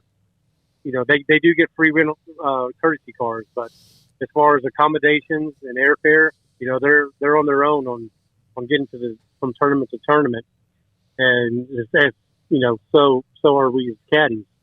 The LIV has, definitely. They've upped the game, paying, just no money out of pocket, and they're paying big time money. So I think the PGA Tour is going to have to try to do something to step up their game, or they're in big trouble. Wouldn't that also help them getting guys to play more tournaments? You know, I've heard, you know, Monahan's mentioned that in the past, that he'd like a lot of the guys to play some of the more tournaments than they do. If all these expenses were taken care of, wouldn't you think that would at least get them into one or two more a year? You would think so. I mean, the top players, they're not the ones that are hurting. You know, they're flying private, whatever. It's the guys, you know, that are struggling to keep their card, that are, you know, it could make a big difference for those guys. But, you know, they're not really worried about those guys. Like I said, this Live Tour is going to change the game forever, and if they stick around, and the way it's going right now, they've got some good momentum. I hate to see it. I hope it doesn't happen, but if you know, a couple, three more of these top players jump ship, then the tour is going to be in a really tough position. Mike, I hope you don't mind me asking, but have you been contacted by Liv? I have not. No, I have not. But, you know, we played a practice round with somebody today, and we were discussing it, and he's kind of on the fence. And I told him, I said, hey, I don't blame you. You know, they can go out there and in 3 years, they can make more money than they would ever make in the whole career on the PGA Tour. So, like I said, I don't blame these guys that are doing it. Most people play sport for the love of the game, but when they're at professional level, it's all about getting paid. And, you know, more power to them if that's what they want to do. Well, one of the other things is that everybody makes the cut. 48 players, all of them earn money. The lowest in the recent tournament in London got $120,000. So that means every caddy will get money every single week. It doesn't have to result to just to making the cut, which I know the stress and pressure is insane. So is this, you mentioned kind of the course itself. You can't miss the fairways there. You hear that a lot at the U.S. Open, but we saw DeChambeau just blow it by everything. And even last year with Rahm, is this one where you absolutely really do need to keep it between the lines, so to speak? Yeah, I mean, any course is like that, and most of the U.S. Open courses are. But I will say this, the rough just off the fairways is not your typical U.S. Open rough where it's 4 inches tall. It's a couple inches. It's very playable. But if you hit it way off line, they have the tall fescue that's, you know, about knee deep. So if you hit a foul ball, you're going to get penalized. If you barely miss the fairway, you know, it's still going to be playable. The rough around the green, kind of similar. It's spotty. But, I mean, obviously the longer hitters that hit the fairway is going to have a huge advantage. You have very small greens with a lot of slope in them. You're going to see a lot of, especially if it gets firm throughout the week, you're going to see guys hit a good shot, and it's going to it's not going to turn out good. And then you're going to vice versa. You're going to see some guys that hit a bad shot, and it's going to turn out really good. I think it's very fair. So far, it's not crazy firm, but the USGA likes to turn off the water and let it firm up. So it'd be interesting to see how it plays this weekend. But yeah, it's always a priority to hit the fairways. But like I said, it's not your typical U.S. fairway rough, just off the fairways. What will you shoot there if you teed it up? Okay, so I play Cottonwood all the time, and I'm probably about a two handicap around that place. And so I've only played the gold tees at Cottonwood a handful of times, and that's 7,200 yards, which is about what this course is. And I think my best score from the golds is probably around 75 or 76, but I would do good to probably break 100. And I know I mentioned that because I know you're really, really good, because Kenny Duron mentions that all the time whenever I've asked him about you and what you're doing and whatever. So I know you can play it. You're almost a scratch handicap. How much do you think, Mike, and we appreciate your time, I know it's a busy time, the Rory McIlroy, Justin Thomas, Tony Finau threesome closing out the Canadian Open, and how much attention that got. How important do you think that might have been for at least the pride of the PGA Tour? It was huge. I mean, if you look at that first page of that leaderboard, you had Justin Rose up there, you had Tony Finau, you had a lot of the big name guys, and I know Dave Mahan was there, and he did a TV interview during the broadcast, and I'm sure he was very happy. But this, Rory's kind of one of the greater ambassadors we have out here on the PGA Tour, and as long as he and JT stay on board, I think the PGA Tour is going to be fine. But yeah, I think that was huge. I mean, we didn't quite make the cut last week. We missed it by a shot, but the crowds were great. And from what I saw on TV, it had a great atmosphere. And, I think it was really, really good. And I mean, I know those people down in Ponte Vedra, Dave Monahan and the rest of the PGA Tour people down there are just shaking in their boots right now. But that was probably, they were all very happy to see that, the champion of Rory and that leaderboard that they had. Micah, thank you, buddy. Appreciate your time, and good luck this week with David, also with your play yourself, with helping him get through that course. We appreciate it. I hope you do well. All right. Thank you, Dave. Thank you very much. David Lingmerth, by the way, Lingmerth. He won the Memorial. Who's on the bag is Micah Fugit from near the Waco area. Hell of a golfer himself. We appreciate that. He basically was very honest about it. The PGA Tour has some issues, and one of them might be how the caddies automatically, everybody makes the cut. $120,000 for the last place 48th player. He automatically makes money, no matter if he's 15 or 25 over par. That means the caddy makes money. Caddies and also others, the amenities, the travel, the accommodations taken care of, and that is something that the PGA Tour will have to look at. There were leagues like the AFL. They were the Rebel League. The ABA, the Rebel League. Eventually, they merged with the bigger leagues. I don't know if that's going to happen here. There's a lot of bad blood, but there was a lot of bad blood with those as well. There was a lot of differences. But we'll see what happens with the PGA Tour and also LIV as they move forward. When we come back, David Helman, DallasCowboys.com. Allen Samuels is having the Make the Switch sales event in June on the award-winning new 2022 Ram 1500 Quad Cab Lone Star. In June, the special value is up to $7,000 or get $4,000 bonus cash and 2.9% for 72 months. Ram trucks are designed to be durable, functional, and stylish. This legendary truck gives you that first-class feel. Allen Samuels in Waco, the place to shop for Ram trucks. First responders get $500 extra cash. Come by. Let's be friends.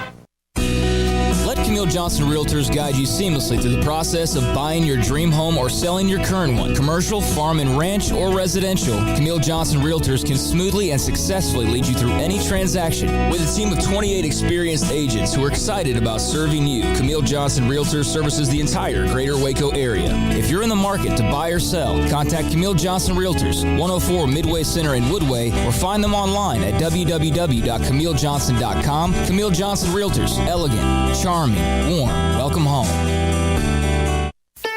Don Humidor, your home with a 48-foot walk-in humidor with the elite cigar brands from around the world, including the #1 cigar of the year, Aging Room Cuatro Nicaragua. Plus, they have the great brands like Macanudo and Artur Fuente, Rocky Patel, Aston, and so much more. CBD, great for sore muscles, aches and pains, sleep, Vita Dreams, and anxiety, mild depression, general health and wellness. Their staff very knowledgeable on the subject. If anyone is curious about CBD, ask Carol and Ashley. Don Humidor in the Townwood Shopping Center off Valley Mills in Waco. The secret to living your best life is pizza, obviously. Golden crust made from scratch, 3 fresh signature cheeses, and the toppings, crispy Old World pepperoni, savory Italian sausage, bacon. That's called a dream team. Find everything you need to live your best life and more at Marco's Pizza. Owner Bob Mock has been delivering pizza since 2001 and is the proud owner of 4 locations in Waco, Belmead, China Spring, Woodway, and soon to be open in Robinson. Marco's. Pizza lovers get it.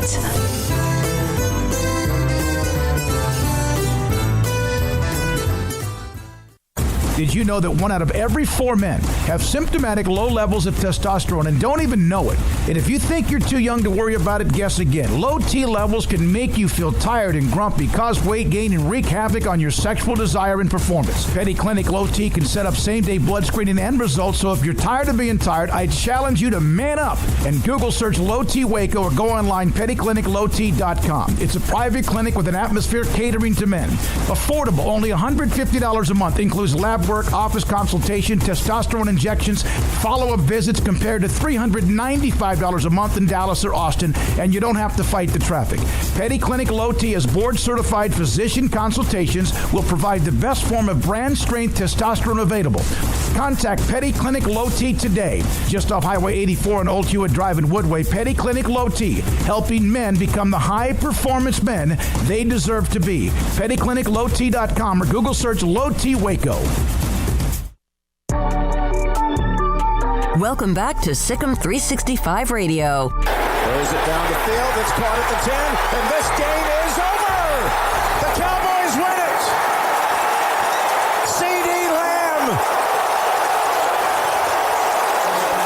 it. It's time for our weekly segment with David Helman of DallasCowboys.com.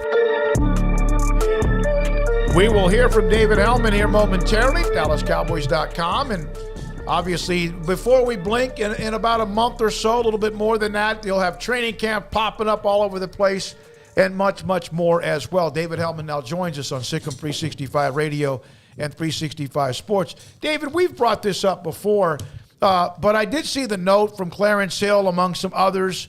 The lady that would greet us inside the front doors at the facility, she passed away over the weekend. Is that correct? Yes, Miss Jeanette. Just another in a long line of really unfortunate losses for the Cowboys organization this year. I mean, it's kind of unbelievable when you take stock of it all, from Dan Reeves to Rayfield Wright to Marion Barber to Marilyn Love, Jerry Jones's old assistant, and now Miss Jeanette as well. I mean, yeah, like I said, it's been a brutal year, and I think she was the first person I ever talked to at the organization. You know, she worked the front desk the day I came in to start. Just a really nice, charming lady. I was really sad to hear about that. The first day I ever went to Valley Ranch and walked in, she gave me a sticker pass, and it fell off, and I was so embarrassed. And she was so sweet to me. I when I heard that news, that's the first thing I thought of, was how embarrassed I was on my first day trying to be a big shot in an NFL locker room, and how she didn't make me feel like an idiot for losing my pass. She was so nice. I think, you think about the number of people that walk through that door and how many of them are important people. I think she knew my name by, definitely by the end of my first week on the job. She always had something nice to say and had a smile on her face. Like I said, that was tough to hear. To the Cowboys now, OTAs and all that, David, there's not much you can really glean from other than some of the things they did. Tyler Smith worked a little bit at left tackle, which is probably where his future is. Anything interesting jump out at you over what you saw from OTAs or what came out of OTAs? I don't say this to be a jerk, but no. Yeah. And that's just, I think that's almost a defense mechanism on my part. I try to avoid the off-season hype. I saw Tony Pollard talk to the media on Thursday at the end of the last OTA, and there's a bunch of stories going around today. I think our website ran one of them, just about how Tony's going to play more in the slot. He's going to do this, that, and the other. And I get it. It's June. There's talking points, but I'm just like, show me when it matters. Show me when the lights come on, because I've done this song and dance before. So I think I've said it on this show before. OTAs is definitely useful for just sort of seeing who's doing what and how they look. It's been fun to get an early look at Tyler Smith and just sort of see what type of athlete you're dealing with. But I think you're making a huge mistake to try to extrapolate too many things about the future from what you're seeing at install practices, which is what these are. What do you think the team's long-term plans on Dalton Schultz are? Are they kind of do they kind of hope he just plays under the franchise tender this year and then they'll get back into it next year? I think Dalton Schultz's future probably depends a lot on what Dalton Schultz is willing to do, honestly. And I mean, I really think it's a non-conversation. He's already signed the tag. The new CBA makes it borderline impossible to hold out. You know, you would be talking, if he doesn't show up this week, he's missing out on $100,000. And he fines for missing training camp days, $50,000 a day. And the language CBA prevents teams from forgiving that debt. So, you don't get that money back. So I don't think he's got a course of action as far as missing the season. And the reason I said it depends on Dalton is I think the Cowboys would probably be willing to sign Dalton Schultz to a Cowboys-friendly deal. You know, if he's willing to sign for similar money to like what David Njoku got, if he's willing to kind of pencil himself in as the 5th or 6th highest paid tight end, I think the Cowboys would probably be willing to do that deal. I think it gets dicey when you're talking about setting the market and becoming the highest paid tight end. NFL. I think the Cowboys want to do that. And so we'll see. It's June 13th. So, I mean, there's about a month until the tag deadline. I wouldn't be surprised by either outcome. Like I said, like if Dalton just wants a long-term deal and he's willing to sign for what they offer him, you could see that happen. But I think the Cowboys are fully prepared to let him play on the tag if it comes to that. And if he hits the market next year, then you get a comp pick for it and carry on with your day. They did draft Jake Ferguson, so I think they feel good with where they're at. And unfortunately for Dalton, I want players to get paid, but I just think he kind of signed his leverage away when he agreed to sign the franchise tag. David, other than the obvious, the player that he is in his first year, Micah Parsons is magnificent.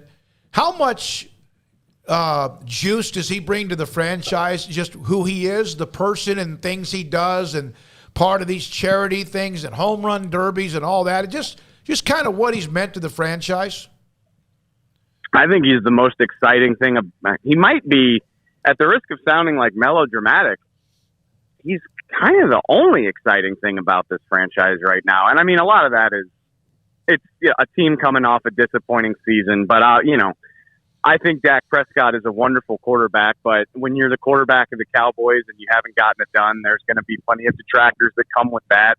People are really down on Zeke Elliott's contract and his production relative to how well he's paid. So, Amari Cooper just got traded. You do have CD Lamb. I think he's a much more understated personality than a few of the other receivers that have come through here recently, though. So you look around at like the big time headliners who get all the attention, and it's really Micah who's getting, like, he's the guy that's getting people excited right now, and understandably so. So it's kind of fun to see him step into that role. And I mean, we'll see what year 2 holds. I don't know how feasible it is to improve on what he's already done, but if he does, man, it's going to be impressive. Not obviously in terms of how good of a football player, but also the star power and the notoriety that comes with that type of production too.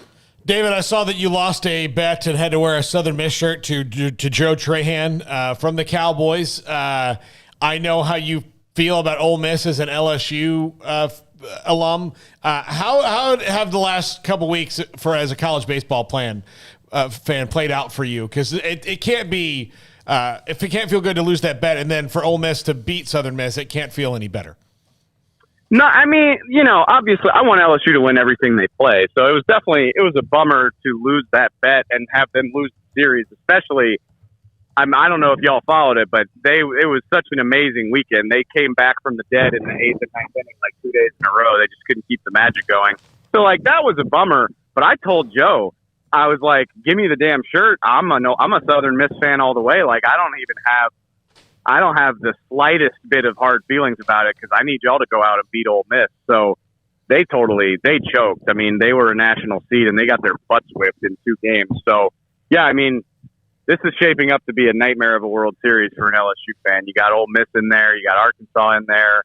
I didn't see if Auburn advanced or not, but I mean, there's just a whole bunch of teams that I hate playing in Omaha this year, and I'm not happy about having to watch one of them win the trophy. Oregon State's playing tonight. Yeah, they haven't played yet today. Auburn and Oregon State Okay. Tonight, Game 3 of that. I series. need some of these West Coast teams to get in, because I mean, I know there are SEC fans that think you root for the conference. That ain't me. If you're in the SEC and you're not LSU, I hate your guts. And so, shoot, for that matter, Texas is going to be in the SEC. OU is going to be in the SEC. They can go to hell too. So, I need one of these West Coast teams or UConn or somebody to come through, because oh my God, I would like the thought of Ole Miss finally winning a College World Series in a year where they weren't even really that good.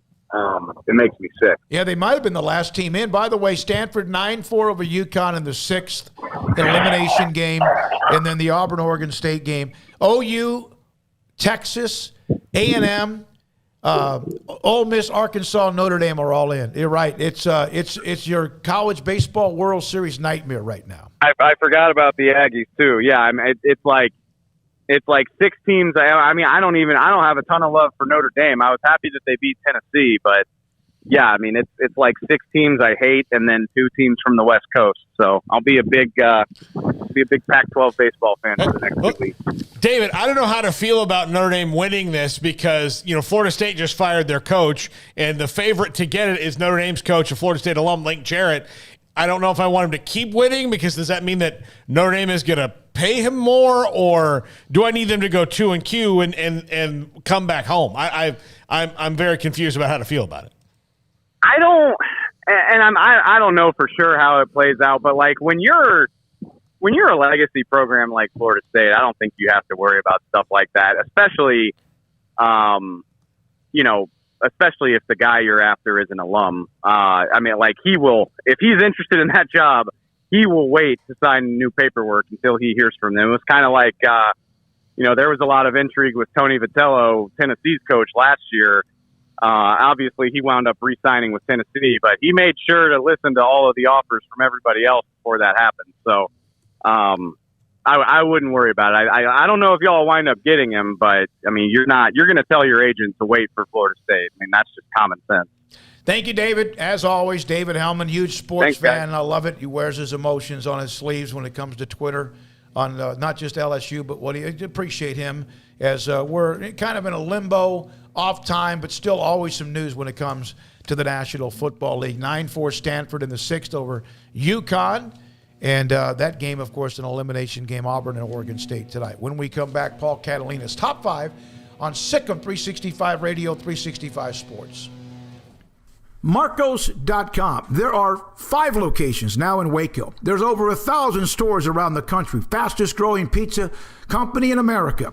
And Bob Mock is an owner of 5 of them in Waco, including Hewitt, Woodway, Robinson, Belmead, and China Spring. There were just 3 about 4 or 5 months ago. He's added 2 new ones in Robinson and also off Hewitt. Delicious pizza. Unlimited large 2-topping pizzas. Go online right now. Order $8.99 each. You can use the code HOT2GO. Also, the Pepperoni Magnifico, $9.99 for a large. Use the code PEPMAG as well. $3 off large specialty pizzas. Order now. The code is special 3. Unlimited medium 1-topping pizzas, $7.99 each. And you can order that now online or call your local or closest Marcos Pizza. Go online. It is Marcos.com. And on top of that, they also have much more. Pizza bowls. They have sandwiches, wings, drinks. What you need, they have them. They can even do gift cards for somebody if you want to get something for them as a gift. It's Bob Mock and 5 locations of Marcos in Waco, Texas, and 1,000 stores around the country. Go to Marcos.com. Pizza lovers get it.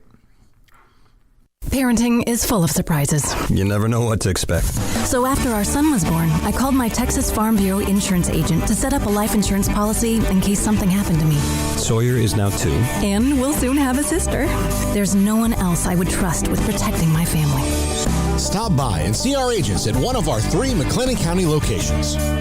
Coverage and discounts are subject to qualifications and policy terms and may vary by situation. It's plain and simple. Waco Custom Marketplace is the one-stop shop for what you need for tailgating, from charcoal, cold beer, and wine.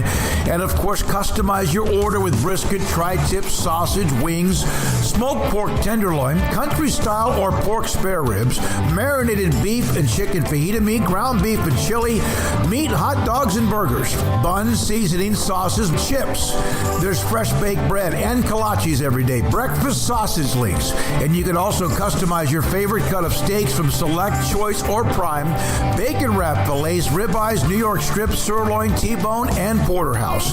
Full service butcher shop includes pork, poultry, beef, chicken, and seafood, serving Waco restaurants and families since 1940. Your one-stop shop for beef, pork, poultry, and seafood needs. Waco Custom Marketplace, 425 Lake Erie Drive, or WacoCustomMarketplace.com.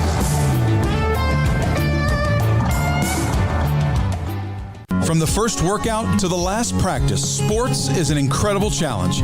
Hi, this is Dan Ingham with the First National Bank of Central Texas, and we're proud to support each athlete, every parent, and our educators. From families, small businesses, to the biggest industry, we're here to help. With remarkable products like First Free Checking, we've got banking ideas that fuel big dreams. The First National Bank of Central Texas. Familiar faces making local decisions. Member FDIC, Equal Housing Lender. One size fits all. That may be all right for an adjustable belt or cheap sunglasses, but when it comes to your financial needs, no one wants a one-size-fits-all strategy. Ben Erlinson, your Edward Jones financial advisor, knows that his most important goals are yours. That's why he takes the time to understand your needs, knowing you. That's how Edward Jones makes sense of investing. Ben Erlinson, 100 North 6th Street in Waco, 254-759-8533. Edward Jones, member SIPC.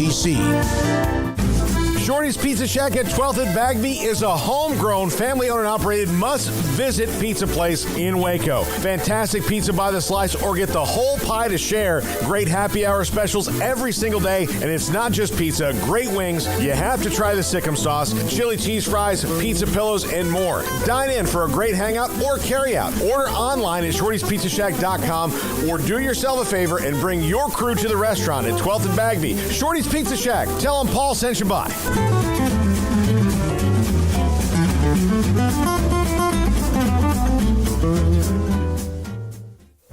Stepping into the boots of a U.S. Army officer can add confidence and leadership skills to your son or daughter's career path. See all the things they can achieve in our boots at GoArmy.com. U.S. Army Waco Recruiting Company, 254-598-8131 or 254-776-1543. This is Paul Catalina's Top 5 at 555. Last week, the College Football Hall of Fame announced their list of nominees, and there's like 80 people.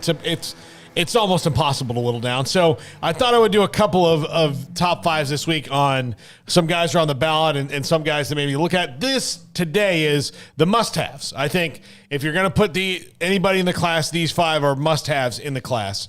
One will show you a tremendous amount of bias in this list, and one will absolutely floor you. At number 5, Michael Bishop, quarterback, Kansas State. He is, I know there could be some debate about him because, I guess he might have, his record might have been lost to time a little bit, but it wasn't that long ago. This is the guy, though, a JUCO transfer, so that's kind of a big thing. That doesn't happen all that often in the College Football Hall of Fame. And 2, he's the one who, as a player, put Kansas State football on the map. So to me, that makes you a Hall of Famer.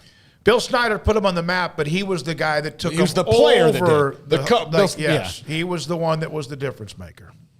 Yeah, one of my favorite players to watch growing up. He was tremendous and gave Nebraska and a lot of other teams a lot of fits. Just incredibly talented, and one of the first guys that really taught me that, I guess because it's just my age at the time, that being a great college quarterback doesn't mean you translate to the pros all that well, because he clearly did not translate in any way, shape, or form to being a quarterback in the NFL, but damn, he was good in college. Yeah, had a great arm. He could throw it straight a long way, but that's not necessarily straight a long way. So, but he was a great college quarterback. Number 4, Ray Lewis, one of the greatest defensive players in the history of one of the greatest dynasties of all time in Miami. I think this is a no-brainer as well, that Ray Lewis has to go in. Yeah, I don't know the timeline. I get to vote on this. And the names, there's like you said, there's too many names to be able to get in this year. And I don't know. Then here's a new chunk next year. I don't know when the timeline of when you're on the ballot, but I can't imagine he's been on the ballot very long. But he's been gone. It's been a while. Yeah, a lot of these guys. Yeah. I mean, Michael Bishop. 98. I think we vote.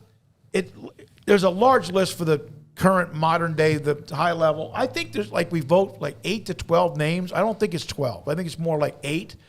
And man, it's hard. You're like, how do you do that? They have a pretty large class every year. Yeah, but, they do. They do. Yeah. But yeah, so because that's why they ask for so many names. But number 3, who's been on the ballot a couple years now, Warrick Dunn, was absolutely an electric, almost automatic touchdown when he was at Florida State. There's a couple of Seminoles. Yes. Look, and one of them is Sebastian Janikowski, who we'll get to. There's 3 Seminoles. Later in the week. Peter Warrick also. All 3 of them will be in one. I'm not worried about them getting in. I'm just. Who was better, Warrick or Dunn? Warrick Dunn. I mean, I think so. I mean, I would love to see them play on the same team. They weren't too far apart, but yeah, I think Warrick Dunn was, and people, they were both really special. Of course, if you want to talk about, and Warrick Dunn might be in the top 10 greatest Seminoles of all time in that program. So, and Peter Warrick's probably just outside that. Number 2, Reggie Bush. One of the most exciting college football players I've ever seen. I don't think there's any doubt about that. I mean, and outside of a mediocre and up and down national championship game in 2005, one of the most fun college football seasons from an individual player I ever watched. Yeah, he's. I wondered about his eligibility because I wonder if there's any attachment to the Heisman Trophy and his name being erased. But that he's on. Well, now it's all. I absolutely voted for him. It's over at USC. Might as well be over everywhere else. Yeah. So, yeah, great player. Dynamic. I mean, obviously, I don't feel like I even need to say anything. It's Reggie freaking Bush. Like, what do I need to validate here? I mean, yeah, it's Reggie Bush. He deserves to be in the College Football Hall of Fame. He deserves his Heisman Trophy too. Yeah, and number 1, Tim Tebow.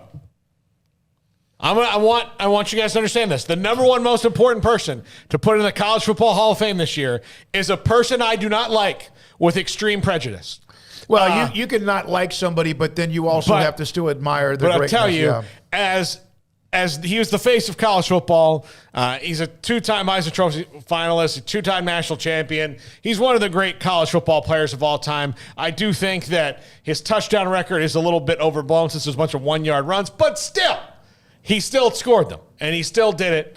And he should be in there. Well, if nothing else, for the fact that if you don't put him in and make him wait a year, there's going to be a whole bunch of people coming after you, and it's just not worth it since you're going to put him in anyway. So Tim Tebow should be the number 1 person. This is his first year on the ballot. You shouldn't make him wait. I understand there's a lot of people on the ballot, but do not make Tim Tebow wait. He deserves to be in there. I mean, he should be in there in the first try. Don't make him sit and languish. Like poor Flozell Adams. Every year I get the release, and Flozell Adams alphabetically is the first one listed. Yep. And should be a College Football Hall of Famer, but it's been 3 or 4 years and he hasn't gotten in yet. So here are the guys I voted for, and I think it might be 12. And I had Peter Warrick over Warrick Dunn. I should have called you about that. Michael Bishop, Reggie Bush, Dan Hampton, incredible player in college at Arkansas. Steve Hutchinson, great player at Michigan. Derek Johnson, Waco High's very own from Texas. Ray Lewis, Kellen Moore, who became the all-time winningest quarterback in passing up Colt McCoy. Dan Neal, offensive lineman UT. Julius Peppers. Simeon Rice, Syracuse. Tim Tebow, Peter Warrick. Look, Peter Warrick, and we can split hairs on it. And then if you put one on, you're like, how do you take somebody off that list? But you have to. That's all I could do. The fact that Sebastian Janikowski's not on it hurts me, but only the most dominant kicker in the history of college football, and the most fun personality as well. Great job, Paul. Jeremy Sohan, Jeremy Giovanni, who covers the NBA draft like a blanket. He's incredible. Wish we could get him on the show, and hope to get him on the show. Saying that Jeremy Sohan, Baylor's Jeremy Sohan, will be one of, I think, 16 players invited to the green room on the draft night, NBA draft night coming up this month. So that's pretty darn cool. Jeremy Sohan invited. Kendall Brown not a part of that. And more I see Kendall Brown's name, it's falling farther and farther down, either into the first or into the second round, but still great kid. Good luck to him as well. For Garrett Ross, Faith Lynch, Jack McKenzie, also Emery Winter, thank you to our great sponsors And then also you, the audience, our audience, viewers and listeners, we appreciate you every day. Paul Catalina, Craig Smoak, I'm David Smoak. Good night, Sikkim 365 Radio, 365 Sports.